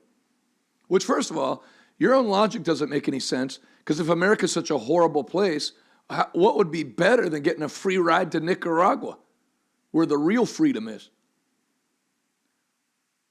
Who was deported? The lady has the dumbness at Oxford. You're at one of the top universities in the world. Kilmar Garcia. No. Try harder. Go ahead, Charlie. You do it better. Nope, that was a lie. You should know better than that. You go to Oxford. So that is a correction. Number 2, can you tell me when it comes to Charlottesville, something that you said when Donald Trump said that there were people on both sides, he was actually talking about the statue debate. Pause. Not what you said. There's another. See, that's all they have. There's no Fox, and Fox is like barely conservative. So what do people in England say? Donald Trump said that there's neo-Nazis. The same example I just gave you without knowing this was in a clip. The media, he says that neo-Nazis and white supremacists are very fine people. No, he didn't. But you think he did because you're a moron with a great college degree and the world's packed with them. Why do you think it is that your average person with a PhD in theology couldn't get 19 people to come to church on Sunday? The academic world by itself means nothing. It gives you the tools to succeed in real life, but it's not real life. Go ahead. That's a hoax. That's line number 2. Oh, yeah, you said that somebody over here said something about... Scroll up on the comments.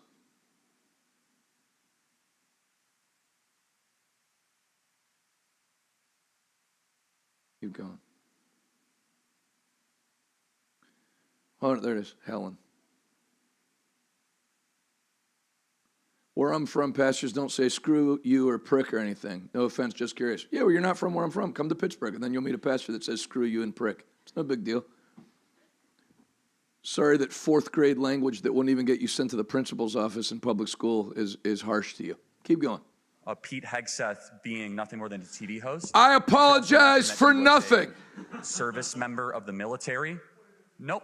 Sorry, I'm going to talk uninterruptedly. Thank you. Service member and was in a decorated war hero. Funny you didn't mention that. Oh yes, January 6th came up multiple times from, you tried your best, but from you, and from the opposition. It's not an insurrection. You called them all rioters. It's funny. A small percentage of the people that were actually there on January 6th did anything violently. The vast majority walked into the Capitol building after they were invited. Also, back to your point, I certainly hope Reform and AFD wins. So I hope that it's not to teach Trump a lesson that he goes too far. We'll get to that in a second.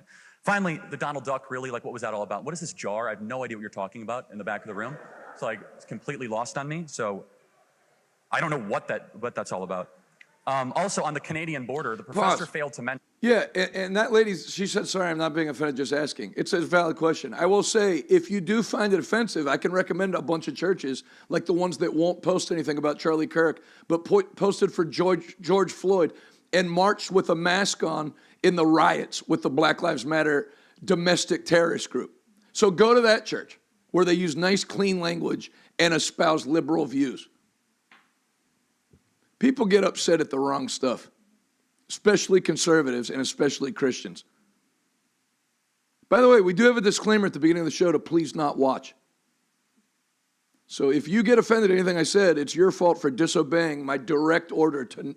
It literally says at the beginning of this program shouldn't be watched by anyone. I don't know what more I can say to get people to not watch. And here they are by the thousands. Keep going.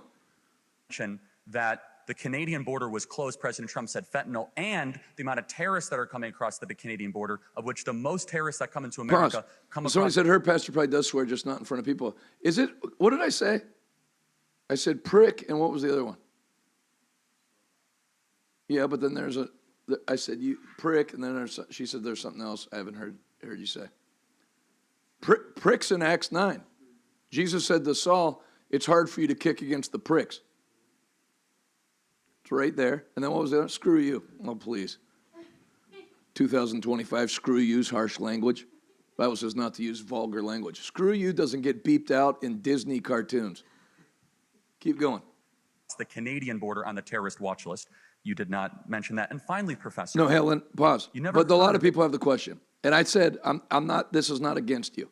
I would love to meet you. I'm sure we'd get along. You asked very nicely and couldn't have phrased it any better. Trust me. It's not aimed at you. But it is a question that comes up from time to time. As if I'm like, well, Jonathan, that's why conservatives up until recently have gotten their asses kicked. Because it's, that Jonathan's bold. What? What do I do that's bold? Say, screw you, that's bold. Charlie Kirk's bold. So that what your thing of boldness is and over the line is why we get destroyed. Not you, Helen. Keep going. In South Africa. Interesting. You never heard of that. The fact that a major political party in South Africa says, quote, kill the Boers, kill the Boers. I would expect more of somebody who wrote a dissertation and teaches here at Oxford to say that you would not know about the attempted slaughter and genocide of white South Africans. I never went to university. I take that as a great compliment. So therefore, everyone who went to university should be able to run circles around me. You'll be the judge, but I'll do my best. Let me tell you something. That's a ballsy move to go to Oxford and debate the professors. That's not Everest College or ITT Tech or any college that's advertised during Judge Judy. That's not Penn State University. That's Oxford. That's like maybe, that might be like blow Harvard out of the water as far as what is considered. I don't know that any college is considered better than Oxford. I don't know that any college is considered equal to Oxford. They've been around since like 1100. Did you know that? So it's funny, like, did you see what the Mayans were doing in the 1500s? That college was in England in 11 something. And he went and took them out. Next.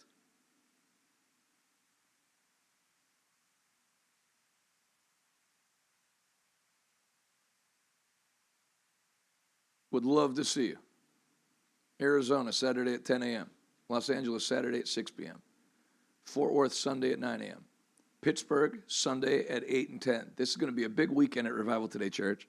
Find the one closest to you and get there. I guarantee you won't be upset that you did. Next. Road less traveled. Don't put screw you on a t-shirt. Just use it appropriately. How about I'll do whatever I want? How's that? Go find a husband to boss around. Greg Gutfeld on the assassination of Charlie Kirk. If you thought that you were going to shut a movement down, you're going to get a rude awakening. Roll it. Yeah, I know that it's somewhat object of mockery to say thoughts and prayers, but thoughts and prayers for his family. They need it from all of us. And Jesse's right. If they could do this, they are capable of anything. I think that was the message. I believe that was the message. It's really hard to radicalize Republicans. Yeah. It's like we're not the radical type. But if you thought that you were going to shut a movement down, you're going to get a rude awakening. You woke us the fuck up. Yeah, that's a curse word. On live TV. Next. I stopped Scott Adams. I'm glad he's still alive. They told him he'd be dead by summertime. He's full of cancer, but I think he's like getting it turned around. I stopped doing public appearances several years ago before I got canceled because I judged it too dangerous. The context was Democrats being hypnotized by the media to believe they were living in Hitler's Germany. And he's been writing that for years. If they're going to tell you that conservatives are worse than Hitler or the same as Hitler, then people are going to start killing people. And they did. In fact, one of the reasons he got canceled was he said, if Biden wins, conservatives will be hunted. You can find the tweet. He tweeted that. And, oh, this guy's saying Democrats are going to kill conservatives. That's so extreme. No, it turns out he was dead right. Unfortunate. Next. Psaki. Trump's comments on Charlie Kirk assassination are... Let me tell you something. I'm not saying I'm a great example, but here's the problem if you're a Christian or a conservative.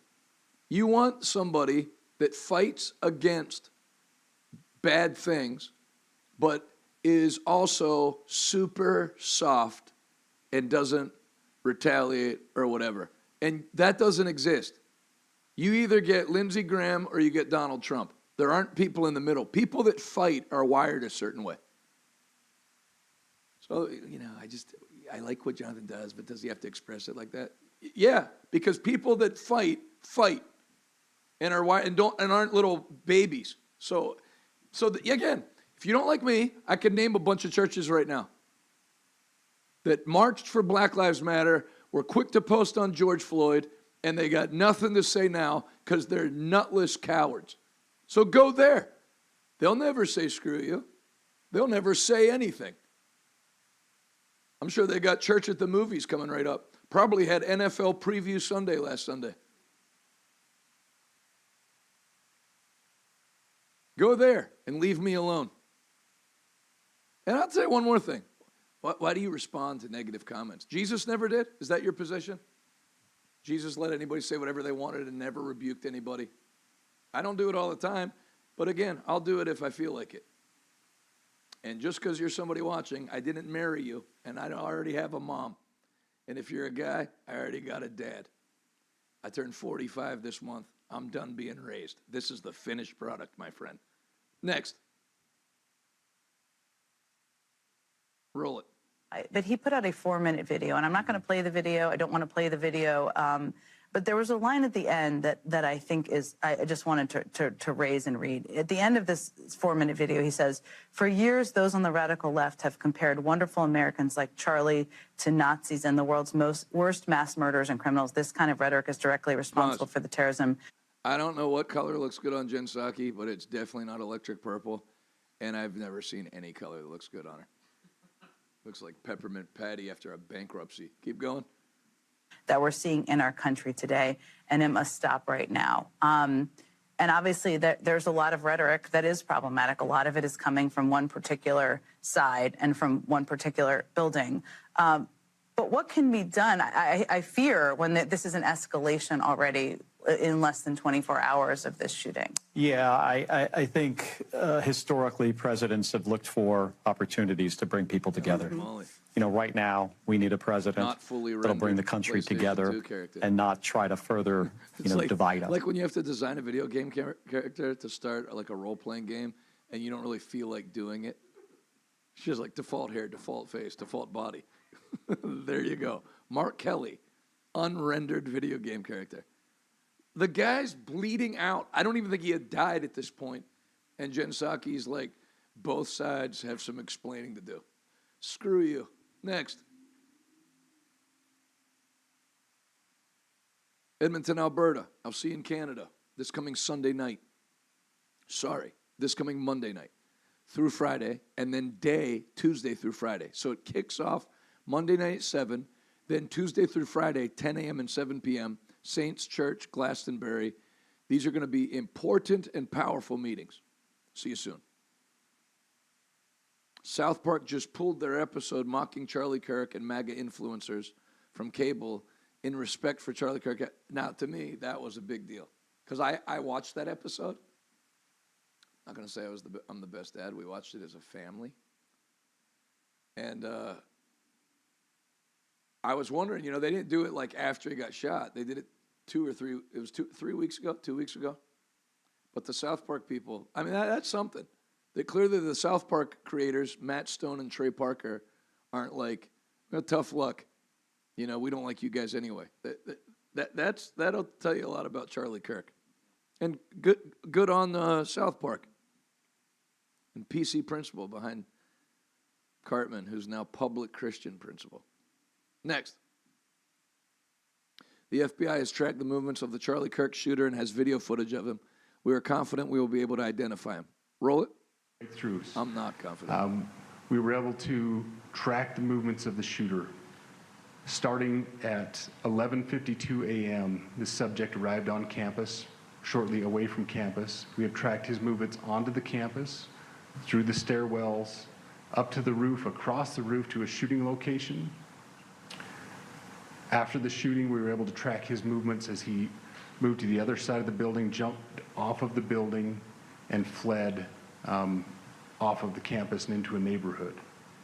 Our investigators have worked through those neighborhoods, contacting anybody they can with doorbell cameras, witnesses, and have thoroughly worked through those communities, trying to identify any leads. Pause. Here's my problem with the FBI and stuff. What's that vehicle going to do?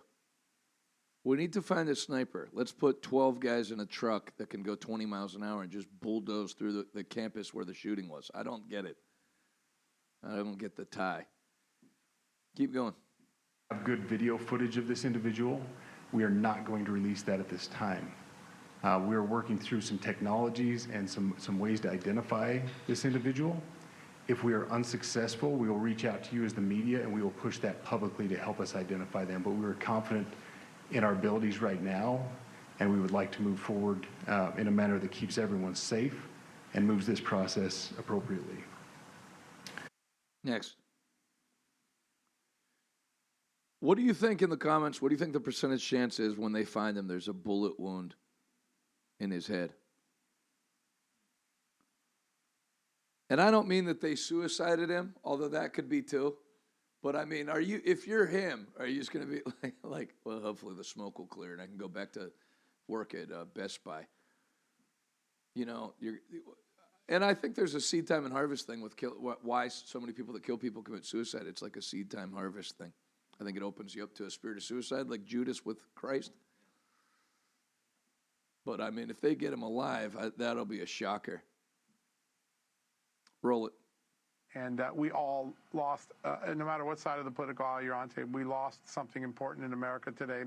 But the case goes on, the investigation goes on. There's a lot of piecing of evidence together. We don't have a shooter tonight. We have a couple leads, a couple of people that were released that probably aren't the shooter. There's a couple hot leads. There's a little bit of foreign intelligence. And I think over the next couple of days, we will learn a lot more. And hopefully we will bring to justice the evil person who did what they did to Charlie today. Yeah, I hope so. I am hearing that they do have a couple of people of interest. That's the latest I heard from That's correct. Law enforcement. You're hearing the same thing. Yeah. Next. My feed has been loaded with these. Not going to lie, with everything going on, I'm feeling the pull to go to church and give my life to Jesus. And if you're watching and you feel that way, I would love for you to do that. Make an appointment to do it. One of the things you learn from this happening with Charlie Kirk is death doesn't make an appointment. You have to be ready for eternity. There really is a heaven and there really is a hell. And I'd love to see it. We got 4 locations this weekend. Arizona, Los Angeles, Fort Worth, and Pittsburgh. I'll be at 3. My wife will be at 1. And we'd love to pray with you. We're going to give an invitation to receive Jesus Christ at the end of all those services. And I look forward to seeing you today, this weekend. There's a lot of people that feel this way. So if you're somebody who's already right with God, make plans to bring someone to church. Next. Roll it. And as Tony mentioned, not everyone took to his words or his rhetoric. You know, at times, they were offensive to. Screw you. The guy, they just zipped him up in the bag, and you got to bring that up, you jerk. Who talks like that when someone dies? Some of the things he said, not everyone agreed with. Every person on earth that could be said about. Except Diamond. I've never heard him say anything I don't agree with. He doesn't talk, just a nice guy.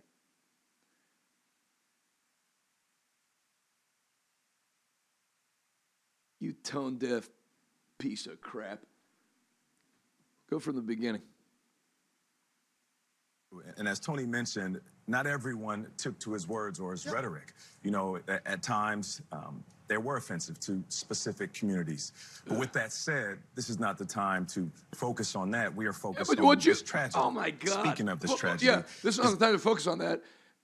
Let me say a bunch of stuff to get people to focus on it, and then this is not the time for it. Why don't you listen to the own words that are coming out of your mouth, you moron? Is moron okay to use, guys? You're going to lose followers. Or am I only allowed, when to express frustration, can I only use words that Will Ferrell used as elf? You ninny muggins. Go from the beginning. And as Tony mentioned, not everyone took to his words or his rhetoric. You know, at times, they were offensive to specific communities. But with that said, this is not the time to focus on that. We are focused on this tragedy. Speaking of this tragedy, is this a moment for your party to reflect on political violence? Is it a moment for us to think about the responsibility of our political leaders and their voices and what it does to the masses? Again, if you want to make it a political leaders thing, then cite me some Republicans who have shot Democrat leaders. There's one group that's doing the shooting. Keep going. Lost in misinformation or disinformation that turns in and spills into political violence. I say both parties. You know. Who? Name them. I want to hear who's doing it from the Republican side. I want to hear who shot Kamala Harris or shot at her or attempted an assassination. They never even had to foil an attempt. It's not like Kamala Harris could have been killed, but they found the sniper. Joe Biden, nobody. The only injuries Joe Biden sustained during his presidency was falling off his own bike or walking into stationary objects. There was no attempt. Trump should be dead right now, except for a miracle. And then they tried it a second time. It's your side. Keep going. There's a moment in time we want to look to. And I looked back and I watched this again when Robert F. Kennedy is running. And he's in Indianapolis, and he just got the news that Martin Luther King was killed. And he has to tell the crowd, because we don't have social media at that time. And it was remarkable the words he said. He said, we have to ask as a nation, who are we? And how do we want to move forward? We have watched this political attack on both sides. We watched what happened in Minnesota. We watched what happened to President Trump. We've watched this on both sides. This is not a question about Where's the both sides? It was a Catholic church that got shot. You're using that as an example of leftists being attacked? You don't have any examples. Back it up and let me hear what this idiot has to say again. And how do we want to move forward? We have watched this political attack on both sides. We watched what happened in Minnesota. We watched what happened to President Trump. We've watched this on both sides. This is not a question about parties. This is a question about nations. No, it's not. We cannot normalize this, but Charlie was not elected. Charlie was not doing something where you would sit there and one party say something wrong. He was honoring. He was doing it on a college where ideas. This is what happened in the 60s. This is a moment in time for this nation to take this time to actually make a question about all of us. We don't want to go back to the 60s. We don't. That was a more violent period than people recall. We could talk about the 60s. How would you know?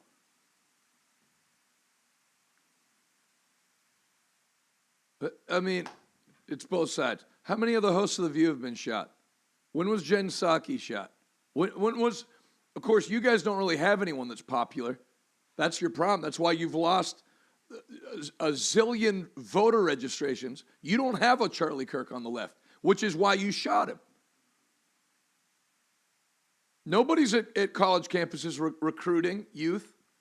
Of course, they don't have to because the professors just force you into leftist ideology, but you don't have left examples. The two sides of examples you gave were the same side. There's no conservative that doesn't detest every single woman on The View, except whatever the token conservative is. When have they ever had any act of violence? When has Whoopi Goldberg been attacked? It's not happened. You don't have any examples. Your whole premise is a lie. Yeah, that's a good point, WP Well. When was the gay pride parades plowed into by a truck? They do it at Christmas time. You'll drive a truck through a Christmas celebration every December. You have Gay Pride Month without any acts of violence against homosexuals. You've arrested people. The only arrests are for people spinning their truck out on a rainbow crosswalk. That's the extent of the violence you've dealt with. Jussie Smollett, fake. The only violence, you have to fake violence against yourself because there's so little violence.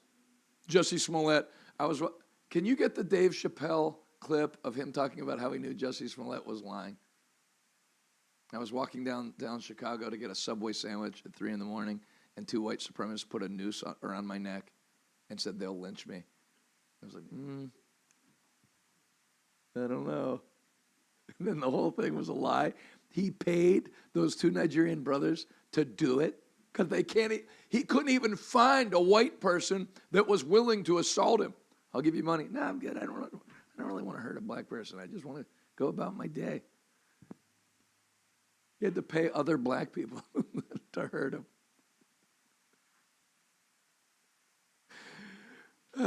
Next. The last time I spoke to Charlie Kirk was in July. I like this lady. Roll it. Charlie, thank you so much for having me. I have to say, I just feel daily more and more grateful to you for the service that you're providing our nation. As an American, as a Jew, as an American Jew, I feel so unbelievably indebted to you for the work that you're doing, holding the moral center of this country. Our great vice president, before he became vice president, gave an amazing speech, I think it was in March or May of 2024, in which he said that it's obvious that our foreign policy should be guided by the moral intuitions of regular Americans. And when I hear you talking, that's really what I hear. I hear that moral intuition of the average American, which is so good and so fundamentally misunderstood. So, Katie, Trump is responsible for Charlie's death. He spreads hate across the country. I would say the shooter is responsible for the death. Tough concept to grasp when you're functionally stupid. Continue. Thank you for everything you do for this country, and thank you for having me. Thank you. That is very sweet and means the world. 2 great people. We will continue on this program. Tell it like it is. Tell the truth and not pander to fake stuff that is thrown at us. Next. Good. It's a start. Remember we played this yesterday? Matthew Dowd saying it could have been a Trump supporter firing off their rifle in celebration. We don't know what happened, and then said he kind of brings it on himself. MSNBC fires analyst Matthew Dowd for unacceptable comments about Charlie Kirk. Dowd had suggested Kirk brought on assassination with hateful words. So this is how you guys believe. These aren't like, that's one thing to go find some lunatic single woman on the street that's a Democrat that says something crazy. These are your leaders who actually believe someone can bring assassination on themselves by what they say. Next. Good. Adios. Hope nobody ever sees you again. 24 years ago today. I know, right where I was. And what people don't remember that weren't alive at that time or were too little to remember, there was no, it's not like we knew ahead of time only 2 buildings were going to get hit, or 3, and then the 4th plane. You were hearing New York, then Pennsylvania, then the Pentagon. And you had no clue how many planes had been hijacked. It wasn't like there was a written statement from Al-Qaeda or whoever, like, that's all, now we're done. So if you booked a flight on September 12th, you had the thing to yourself. Literally. There's a guy I know in the ministry that had a flight, and it was him and his kids on the plane, on like a 757. Nobody would get in the air. And I'll tell you another thing, because I was traveling during that time. Can you say something nice? I was traveling during that time. People were on edge. Like everybody was scanning the seats, ready to fight. I remember they told everybody to put their cell phones, they turn their cell phones off like they do. And one guy was still on his phone. And the stewardess was like, hey, you have to turn your cell phone off. And like 3 guys started like, Turn it off now, because like you just suspected everybody was a terrorist. It was a brutal time. Next. Chat, the only hate crimes you have are fake ones. And Chappelle was right. CBS News, everybody, they were up in arms. Did a week of programs on it. Then it turns out he goes to jail for false police report. It's so stupid. He paid the guys in a personal check. Him and Jerry Springer. Jerry Springer was the mayor of Cincinnati and got deposed because he paid a prostitute with a personal check. And that's what Jesse Smollett did. Next.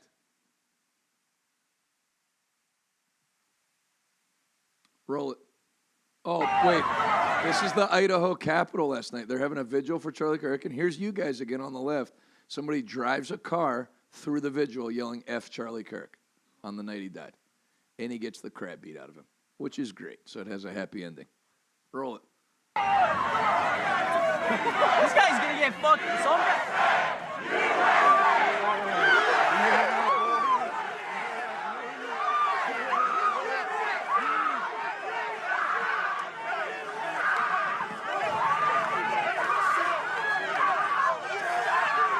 Idaho seems like it's starting to get libbed up.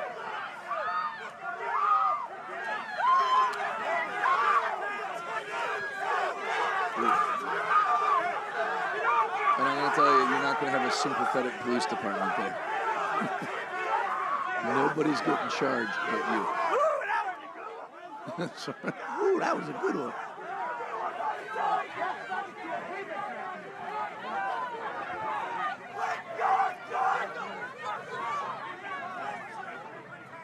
Pause.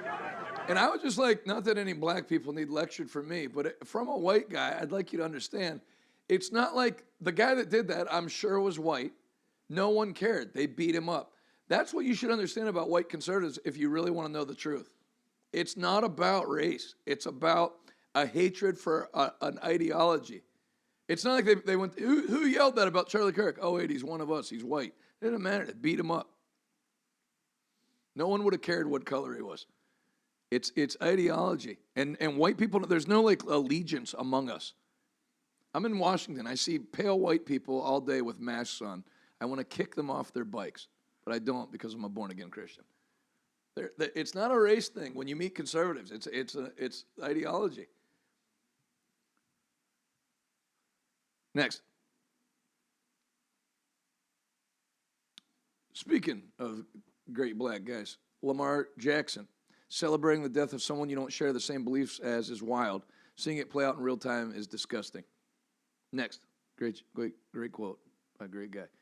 Demons are real. Look at this from September 8th, a few days ago. We paid some Etsy witches to curse Charlie Kirk. This is from a publication. What a great news piece. We paid witches to curse him. Next. You can join me tonight and tomorrow, my final 2 days in the greater Seattle area, 7 p.m., with my good friend Pastor Greg, Faith Family Church, 1702 Milton Way, Milton, Washington. If you're in the Pacific Northwest, you should get there. These are powerful services. You can register at revivaltoday.com/events. Next. Assistant, here's another person losing their job. Assistant Dean of Students at Middle Tennessee State University has been fired effective immediately following vile comments celebrating Charlie Kirk's death. Adios. Some people have trouble dealing with menopause, apparently. Next. Democrats are the party of death. They can't even pretend to care our friend was assassinated. Democrats in the House shout no for a moment of prayer for Charlie Kirk. Here's the proof. Roll it. What purpose did the gentlelady from Colorado rise?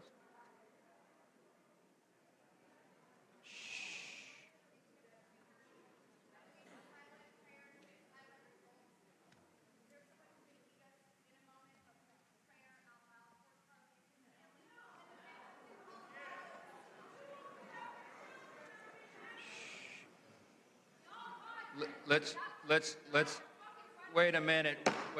What, somebody dropping F-bombs in there at the thought of praying for him? Back it up.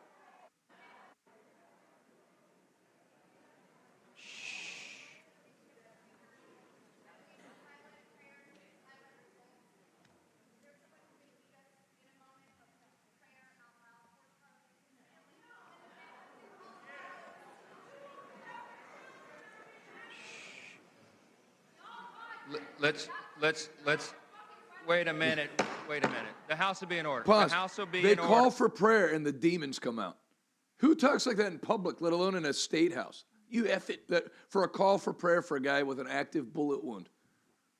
Continue. The House will be in order.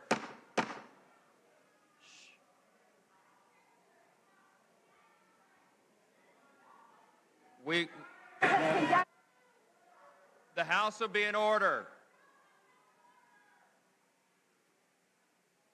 We will join prayer right after this, okay?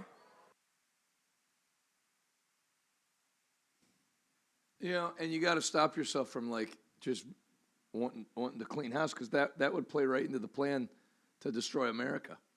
That's how you get civil war. The only good Democrat's a dead Democrat. The only good MAGA person's a dead. When you start feeling like that and you dehumanize everybody, which was what Charlie Kirk was trying to stop. But who does that?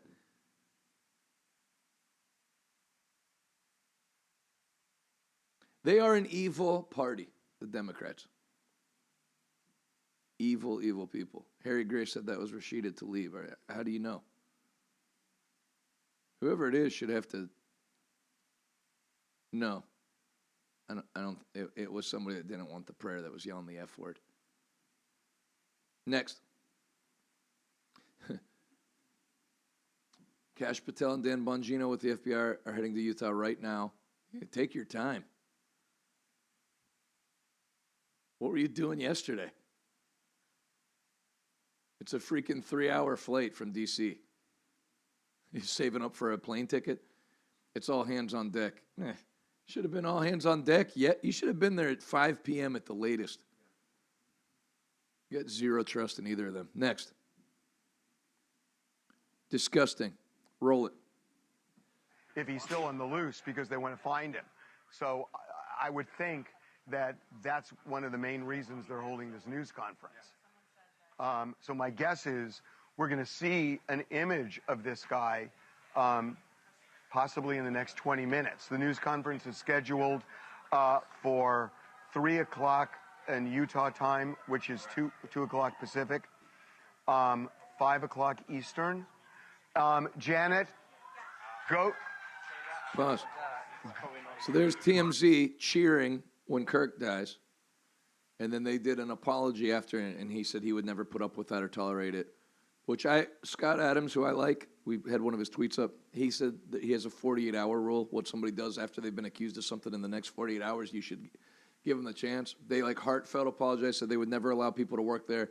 That they were watching a car chase for another news story and were cheering on that. I'll let you be the judge.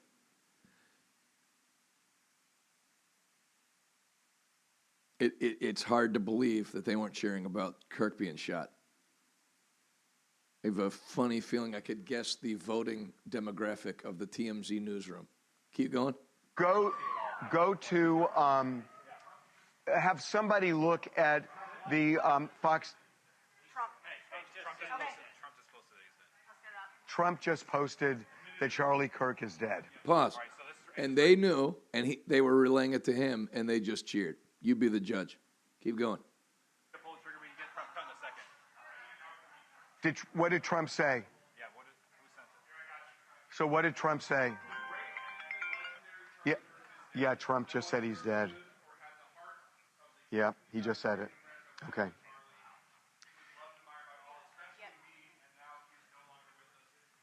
And my sympathies go out to his beautiful wife. Like right now. Yeah. Boss, so where's the car crash everybody's watching? And how did they all have information on that? I don't know. Not buying it.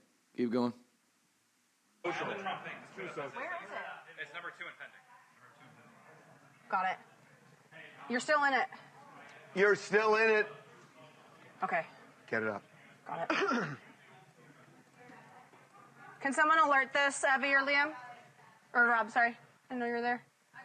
I want to confirm Okay, the it's people up. in the back Now door get the cheering Trump about statement Charlie in Kirk. There's a immediately. police chase in Temple City right now, and that's what they were watching, not Charlie So Kirk Donald related. Trump just posted that Charlie Kirk is dead. Wow. Title change. Again, unsurprising that this is for sure after confirmed. what we saw with this video. Can you read the statement, Cameron? Yes. Next. All right, so Trump just posted this. Look at all these young people praying for Charlie. This is at Liberty University. Roll it. Amazing grace, how sweet. Pause. What part of, if you were watching a car chase, what happened in the chase that made everyone cheer? Were they really rooting for the guy to get arrested and he got pulled over? I mean, explain that part. What happened in a car chase? What could happen in a car chase that would make the whole newsroom erupt in cheers? You wouldn't cheer if the car flipped over and the guy died. You wouldn't cheer if he got arrested. That makes no sense. Sorry, I went from being questionable to I think you're a pack of liars. Keep going.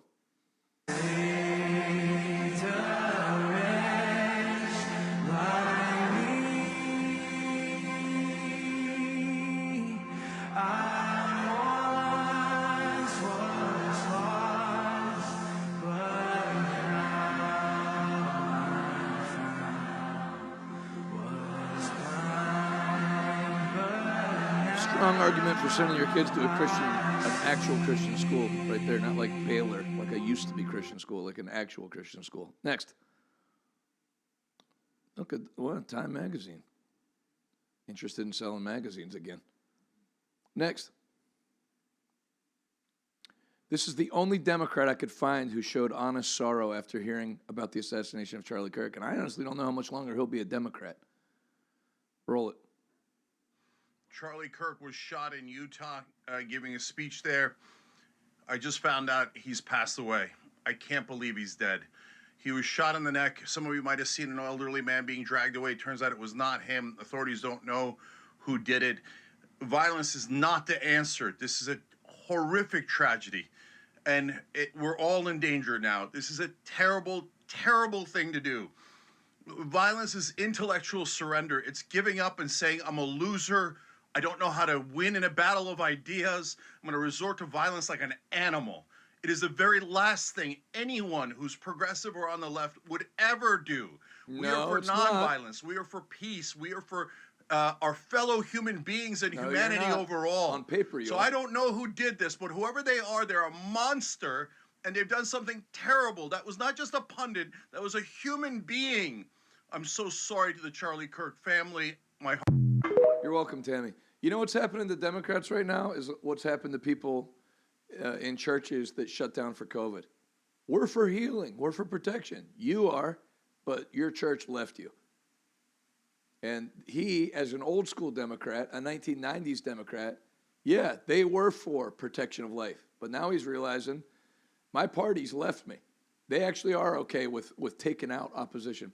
And again, Harry Sisson, who's the guy that was in the Parkland shooting that is like a Democrat guy now? He's like super no muscles whatsoever, tiny neck, tiny arms, dark hair. He's like an anti-gun guy. He was in, name any of the young leaders in the Democrat Party. When have they had violence done against them? Next.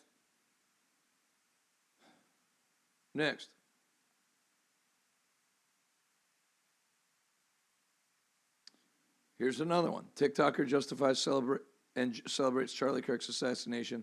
What do you think we're going to do? He had it coming. And she's gone now, too. She had a good job. And they reported her en masse, and she's unemployed. Roll it. He was shot because we don't have food in our fridge. He was shot because our co-workers of color are being incarcerated. I think you have food in your fridge. You have a double chin. You're easily 180 pounds. You could use to have the food taken out of your fridge, to be honest. How is Charlie Kirk? Again, you talk about brainwashing. If you didn't have food in your fridge, how is Charlie Kirk responsible for that? I don't understand. Secondly, she's a liar because wherever they got her fired from, she worked as like an anesthesiologist or something in Miami. These people are full of crap. You're poor. Look, you have an iron. Sell your iron and get a sandwich. You're a liar. Come on. There's no food in your fridge. You should join the fake Gaza famine while you're at it with 300-pound parents saying their kids are starving to death. Keep going. incarcerated and sent back to their country for no reason. He was shot because we don't have health care. We are so... There's free health care. I don't understand. Who doesn't have health care? You talking you can get an abortion. I don't understand. Everything you're saying is patently false. It's not like a difference of opinion. Continue.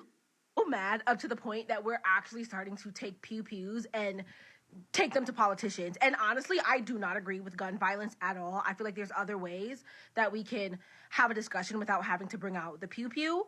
But we have tried. We've done peaceful protesting. We've wrote into the government. But no, these red-sided people don't care. So what do you think we're gonna do? The red-colored people are like, he was such a good person. Why did he get shot? If you've seen the video on Twitter, please listen to the last 10 seconds of what he said before he went. And if you, honestly, y'all, he had it coming. I'm so sorry. Unemployed. Unreal that you can do. You know, even me, like, there's been people that have died in the last 10 years that I didn't care for whatsoever. John MacArthur, whether he ever said it or not, felt people like me, you know, he never accused me in particular, were spoken tongues because they're demon-possessed and operated in healing because they're given over to the power of the devil. When he passed, what negative statement or sarcastic statement did you see me make or tweet? Nobody with any class, nobody without class does that. No human being celebrates the death of another person. Next. Here's another one. Oh, no, she's the anesthesiologist. Good. So it's dumb comes in all shades. Roll it. I'm just really glad Charlie Kirk just got himself fucking shot, because he's right. Empathy is dangerous. You've seen the stats, right? I'm not going to pull them up again about the percentage of liberal single women that have mental health issues by their own admission. It's very high. It's like high 30% or 40%. They go nuts. Continue. Society, so no one should give a fuck that he's dead. He said it. I'm just saying his words. All I'm doing is using his words. You can't be mad at me for using his words. Empathy is a new wave thing and is very problematic. You right. No empathy for you. Zero. Adalis without God. Next.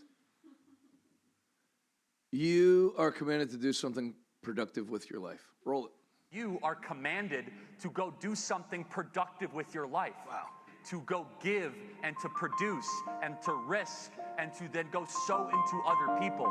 That is a biblical idea that has made the world a profoundly better place. It's been a long day without you, my friend, and I'll tell you all about it when I see you again. We've come a long way from where we began. Oh, I'll tell you all about it when I see you again. When I see you again. Next. Roll it. Well, Dowd should be fired immediately. I expect him to be terminated within 24 hours. You can't say Charlie deserved to die. Just can't say that. And I hope he loses his job. It's dangerous, Greg. That's the message. It's dangerous to open your mouth, so shut it. That's the message they're sending. And they usually send messages to the politicians, whether it's Trump, JFK, Reagan, whatever. Or John Lennon, you know, take a shot at the biggest star in the world. And I'm not saying they took a shot at Charlie because I'm lowering his status. They took a shot at Charlie to tell you it's dangerous to speak your mind. Yes, I agree. And that's the message. And you can either take that message and then go crawl into a corner and shut up, or you could do what Charlie would want to do and speak louder and speak even more clear to more people as much as you possibly can. And never be afraid to say what's in your heart and get everybody else saying what you believe, because that's what this country is founded on. Freedom And if they can take that away from us, we don't have a country. But what was he saying? We don't know, and that could have been trans, it could have been MAGA. You don't know, and we can't speculate, but we will find out when they catch this goon. Next. Roll it. But following up on what was just said, he's been one of the most divisive, especially divisive younger figures in this who is constantly sort of pushing this sort of hate speech or sort of aimed at certain groups. And I always go back to hateful thoughts lead to hateful words, which then lead to hateful action. Yeah, good riddance. Hope I never see you again. Next. That whole channel's going down, MSNBC. They just changed to MS Now because they have to rebrand because people hate them so much. But they're done. Matt Walsh calls on members of the American right to stop infighting and stand together after. He's right. Same with Christianity. Enough of this infighting BS. We are up against demonic forces from the pit of hell. They're killing us in our churches. They tried to kill our president. They killed Charlie, one of our greatest advocates. Put the personal squabbles aside.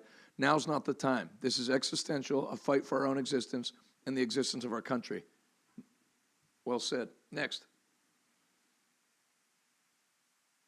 Roll it. And Charlie Kirk was speaking about controversial things, issues of religion, making a connection between being transgender and gun violence when the shot rang out. And according to eyewitnesses who were there in that outdoor courtyard, the police immediately grabbed someone, dragging him all the way down to the ground. This eyewitness described the suspect as an older man with white hair, a blue shirt, and the man was apparently, according to this eyewitness, yelling, "I do it again," after the authorities had already taken him into custody, Kira. He said divisive things. He talked about religion. I hope you lose your job, too. Love to see you in a soup kitchen. Next. This is Colin Dunlap in Pittsburgh. Roll it. Is society broken right now in this country, Selena? You know, I'm old. I grew up watching JFK, Bobby, Martin Luther King, George Wallace, Ronald Reagan, Gerald Ford. Mm-hmm. They were all shot. Half of them died, you know? And so it's very difficult for me to say, like, unequivocally, this is the worst time ever, because I grew up thinking this is what happened to people, right? And so, but man, I got to tell you, and if people don't know this, I was only 4 feet from President Trump when he was shot. And I haven't cried since that happened, even though the shots went right over me, even though I saw everything that I saw that day, and even wrote a book about it. I haven't cried. I did cry today. This is a young man who I'd just been sharing messages with just a couple days ago. And I'm watching it live, you know, watching the Turning Points live stream, and it just gutted me. He has a young family. He's just a really nice guy. Even if you disagreed with his politics, you always walked away saying he's polite. He was thoughtful. Next. Roll it. To tone down the rhetoric after watch him shrug and smirk. Kirk, you know? I mean, it's a horror what's going on. And, what a prick. Next. The gun violence is out of control. And 77% of Republicans believe it's always unacceptable to feel joy at the death of someone they oppose, while only 38% of Democrats share this view. That is a troubling statistic. That's YouGov, which is not a conservative pollster. Next. New York Yankees. Roll it. 2 children is 31 years old. Good for the New York Yankees. It's not like it's like Texas or someplace where you'd be endearing yourself to your fan base. That's a liberal hornet's nest, and they didn't care. Got more compassion than your mega church pastor. Next. Elon Musk. Roll it. You've talked about $4 billion a day being saved. But that won't get, which is, and I think everyone can agree that combating waste and inefficiency in government is a very good thing. But if you add that up, it's not going to get to 2 trillion over the lifetime of Doge. I'm sorry? The 4 billion a day, if Doge is going to run till next July, is not going to get you to $2 trillion. But you still say it's your aim, so we'll take that as read. There's what Doge. I mean, I feel you're somewhat trapped in the NPC dialogue tree of a traditional journalist. So it's difficult when I'm conversing with someone who's trapped in the dialogue tree of a conventional journalist, because it's like talking to a computer. Doge is an advisory group. We are doing the best we can as an advisory group. The progress made thus far as an advisory group is excellent. I don't think any advisory group has done better in the history of advisory groups of the government. We do not make the laws, nor do we control the judiciary, nor do we control the executive branch. We are simply advisors. In that context, we are doing very well. Beyond that, we cannot we cannot take action beyond that, because we are not some sort of imperial dictator of the government. There are 3 branches of the government that are to some degree opposed to that level of cost savings. But nonetheless, let's not criticize whether there's 4 trillion, and instead look at the fact that 160 billion has been saved, and more will be saved too. Way to own her. Next. Fence at CMU honors Charlie Kirk day after he was shot and killed in Utah. What's CMU? Oh, in Pittsburgh. That's nice to see, because it's blue as all get out there. Next. Post from an elementary school counselor. Here's another guy that's going to lose his job in Iowa. Preface, I'm not a believer. This is the school counselor where you people send your kids to public school. I'm not a believer in anyone should be able to own any firearm they want. I believe in common sense gun laws, extensive background checks. I don't think people deserve to be murdered. Having said that, Charlie Kirk should be at peace with how his life ended. So should his family, I'm sure. I mean, more guns means a safer place, right? I think it's worth to have a cost of, unfortunately, some gun deaths every single year so we can have the Second Amendment. Yeah, he would still, you think if Charlie Kirk could be resurrected, he'd say, you know what, make guns illegal. It costs, he wouldn't have changed one thing he said. Just like you wouldn't take away people's right to drive cars, even though they're going to scrape a bunch of people off the road today. Kirk spewed lies every chance he got. Was a racist, was he? Who isn't a racist to these people? A bigot, and promoted racists and bigots. Guns over people was his stance, and that's what has taken place. My outrage and hurt and sadness is for the babies who are getting shot up in their schools and the college students who witnessed this murder because of people like him. I won't be having those feelings for this man. Enjoy the unemployment line. Where do they find these people? Yeah, you're going to lose your job, my friend. Kid was counseling elementary school to think like him. I'm not saying no one should send their kid to public school, but if you are, you should ask yourself a few questions, and you should know who you're putting them in the classroom with, not drop them off like an NPC with not knowing it. Can you believe what they're teaching in school? I just found out. You should know, or you're an awful parent. Next. This is by far my favorite video, Charlie Kirk. Roll it. Our country was founded on common law because the Declaration only refers to God 4 times in the Constitution. It doesn't refer to God at all. And it only articulates the structure of government. So first of all, remember that we were a collection of states and colonies, and you need to read the state constitutions before anything else. 13 on 13 required a declaration of faith. In almost every single one of the original state constitutions, they had, I profess Lord and Jesus Christ as my Lord and Savior. Secondly, 55 out of 56 of the original signers of the Declaration were Bible-believing, church-attending Christians. You asked about common law. Well, let's go to 3 principles of common law. Presumption of innocence, due process, and jury of your peers. All 3 are biblical principles. And all wrapped into the ultimate biblical principle that you shall not favor justice if you are rich or poor, which is in Leviticus 19, which is the idea of blind justice, which is incorporated also in the New Testament ideal, neither slave nor Greek nor Jew, you're all one in Jesus Christ, which is the idea of human equality. These are all biblical ideas, but more importantly than that, they say that God was only mentioned 4 times in the Declaration of Independence. Well, that's a big deal. John Adams famously said the Constitution was only written for a moral and religious people. It was wholly inadequate for the people of any other.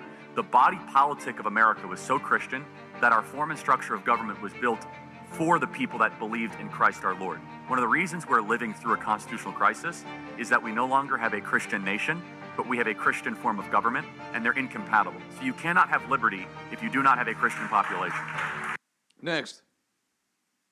Our app. Next.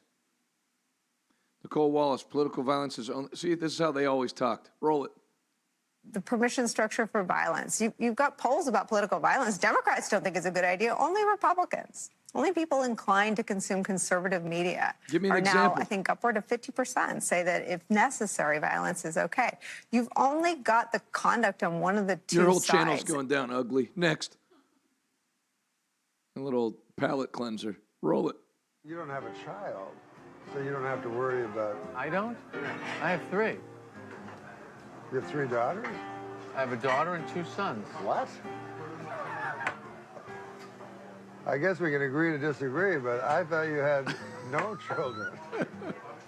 Agree to disagree. Next.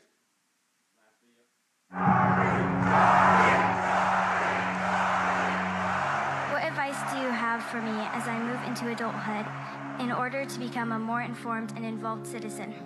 Well, first of all, thank you for being here, and I have hope thanks to people like you. How old are you again? 13. 13.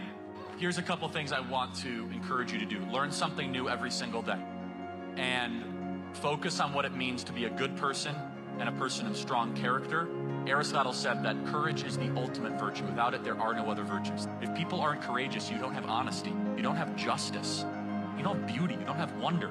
And so at age 13, I want you to commit yourself to a life of courage. Courage is doing the right thing when you don't know how it's going to work out. Courage is committing yourself to the correct course of action, regardless of the cost associated to it. Every human being, I believe, is made in the image of the divine, is sacred, is unique, and if we get away from this principle as we have, we not only have moral degradation, we not only have the collapsing society around us, but it's bad for that being itself. That being itself is unique. That being has rights, and who are we to say, just because we're older, that we get to murder it?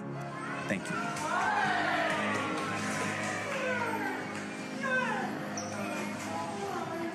Brutal. Feed has been loaded with people that in this want to turn to God. If you're one of them, and you want to know when you lay your head down tonight that you're right with God, when your appointment with death manifests, you've made your preparation. I want you to pray this with me right now. Say this out loud. Heavenly Father, I admit that I've sinned. I repent. I believe in my heart you raised Jesus from the dead. I confess with my mouth Jesus is Lord and my Savior. Right now, I receive Jesus as my Lord and Savior. I receive salvation. In Jesus' name, amen. If you prayed that prayer, welcome to the family of God. Please do what it says on the bottom of the screen. Go to revivaltoday.com and click I just got saved. When you fill that out, I'm going to send you my new devotion book that my wife wrote that people love. It might be of all the books we have out, I think people like this one the best. The Path to Dominion, a 16-week devotional. What do you do now that you've received Christ? How do you grow in your relationship with God? By getting in His Word, and it helps to have a guide. We can't come to everybody's house, but this is a close second. And this is a great tool that I want to put in your hands, but I gotta get it to you, know how to get it to you. Revivaltoday.com, and click. It's the most prominent button on the website. I just got saved. Please do that right now. And then I'd love to be your pastor. We got 4 locations: Pittsburgh, Fort Worth, Phoenix, and Santa Ana, California, which is the greater Los Angeles area. Arizona, Los Angeles, Fort Worth, and Pittsburgh. And I'll see you this weekend. Saturdays in Arizona and Los Angeles, Sundays in Fort Worth and Pittsburgh. And then, this is to keep Charlie Kirk's memory alive and pay a little bit of homage to him. We feed 5,000 children every morning. For anyone that sows a seed of any size today, we are going to send you this shirt, which I'm sure you'll love to wear. And I'll do the second thing. For anybody that does $100 or more, we'll get you, no, make it $200. $200 or more, we'll send you a hooded sweatshirt. So we normally don't do that. Everybody gets the T-shirt. 200 or more, hooded sweatshirt. This was a tribute put online. We didn't design this, but I like it. Sad. But it'd be nice to wear. RevivalToday.com. You click Give Now. If you have not subscribed, to keep this up, if you've not subscribed to our YouTube channel, please do that before you log off. I know we have a lot of visiting people watching today. We do this program regularly. We'll be on again tomorrow, and we'll be on tonight. We're on a lot, so it's a nice place. If you enjoyed today, you'll enjoy it. RevivalToday.com. You click Give Now. You can text Give to 75767. There's all the individual ways to give, including Apple Pay. And then if you want to mail a large check from your business or personally, Revival Today, P.O. Box 7, Prosperity, Pennsylvania, 15329.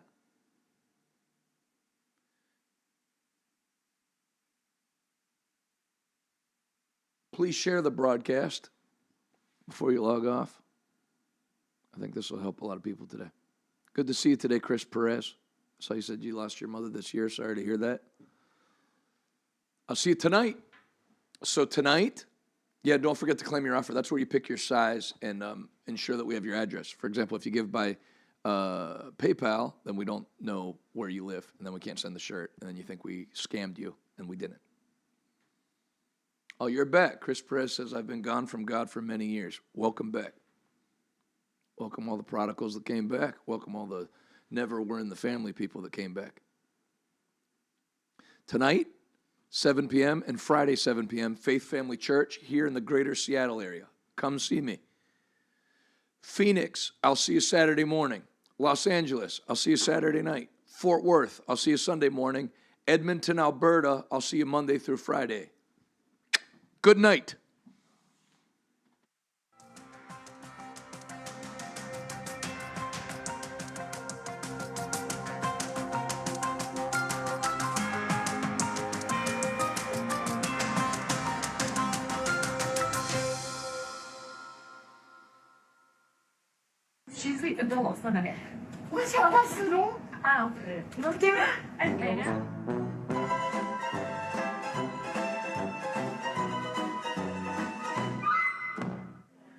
I'm going to eat some more of this if you're not careful.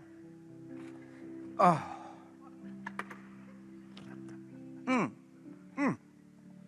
It's so good. Oh, my God.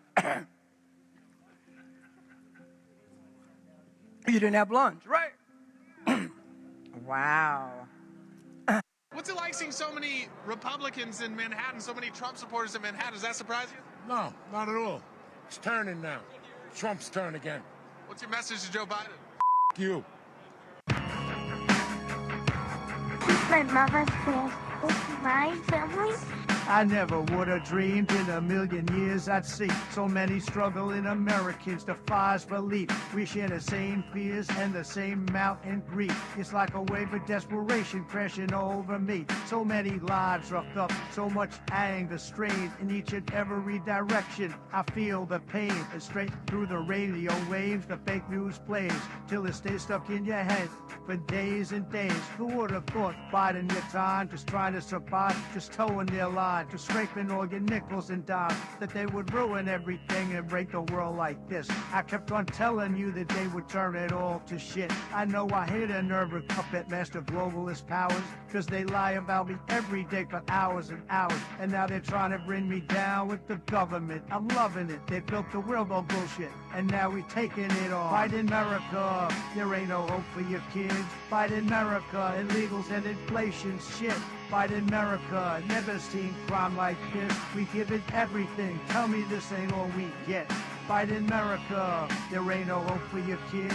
Fight in America, illegals and inflation shit. Fight in America, never seen crimes like this. We give it everything. Tell me this ain't all we get.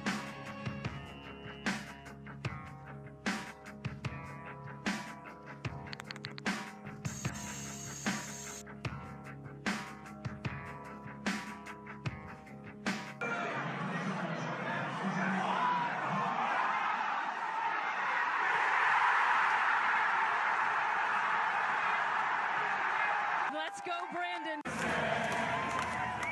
You can stick your voice in vaccine up your ass. You can stick your voice in vaccine up your ass. You can stick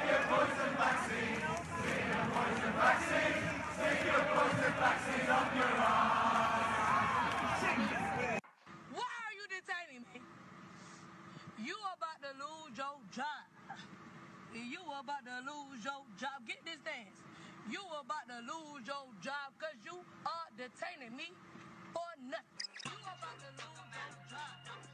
You about to lose your job. Get this dance. You about to lose your job. Oh my goodness.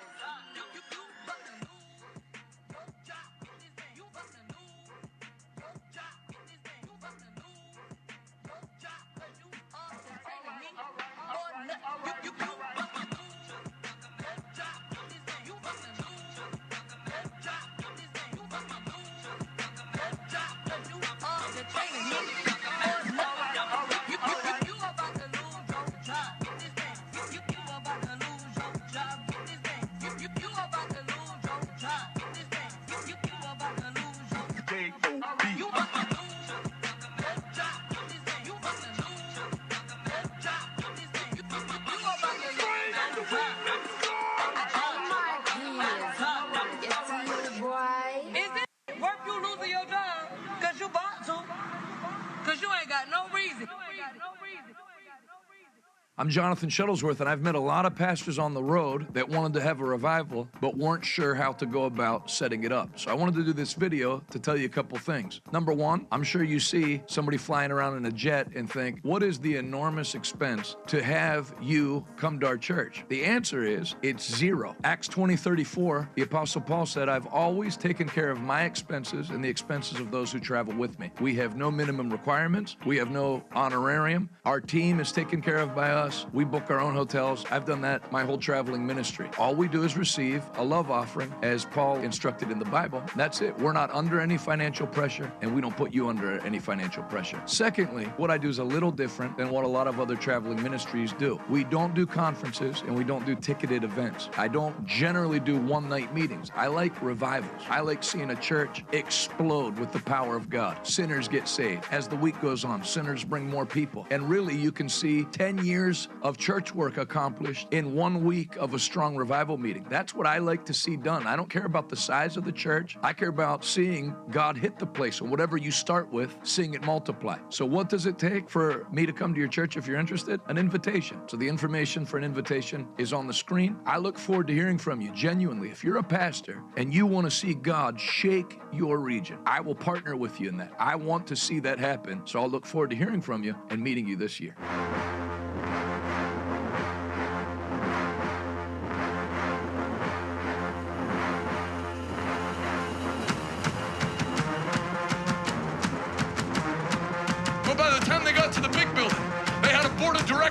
Mas eu vou te dizer, conforme isso cresce, a unção vai crescer junto. Nunca haverá um dia nesta igreja em que você precise ler. Когда вам придется вспоминать старые времена, Бог творит новое, Бог увеличивает, aumentando. Él continuará aumentándonos. En el nombre de Jesús, si reciben esto, vamos. Come on, make the devil nervous. Clap your hands. Give God a mighty shout. The greatest move of God that has ever hit planet Earth is happening right now. And I'm not watching it happen. I'm in it right now with you. I see revival sweeping over this earth before Jesus returns. The devil is not over your head. The devil is not eye to eye. The devil's in the same place today that he'll be tomorrow, under your feet. This is why I chose RTBI. This is why I chose RTBI. This is why I chose RTBI. Many Bible schools don't offer the layers of real ministry training that RTBI offers. By the time you graduate, you already have plenty of preaching experience. You learn how to prepare spiritually and practically. We learn our constitutional laws, which are vital to operating a successful ministry. Every preacher should have a job. It's the job, the work of the ministry, the work of evangelism, the work of calling people to Christ, the work of praying for the sick, the work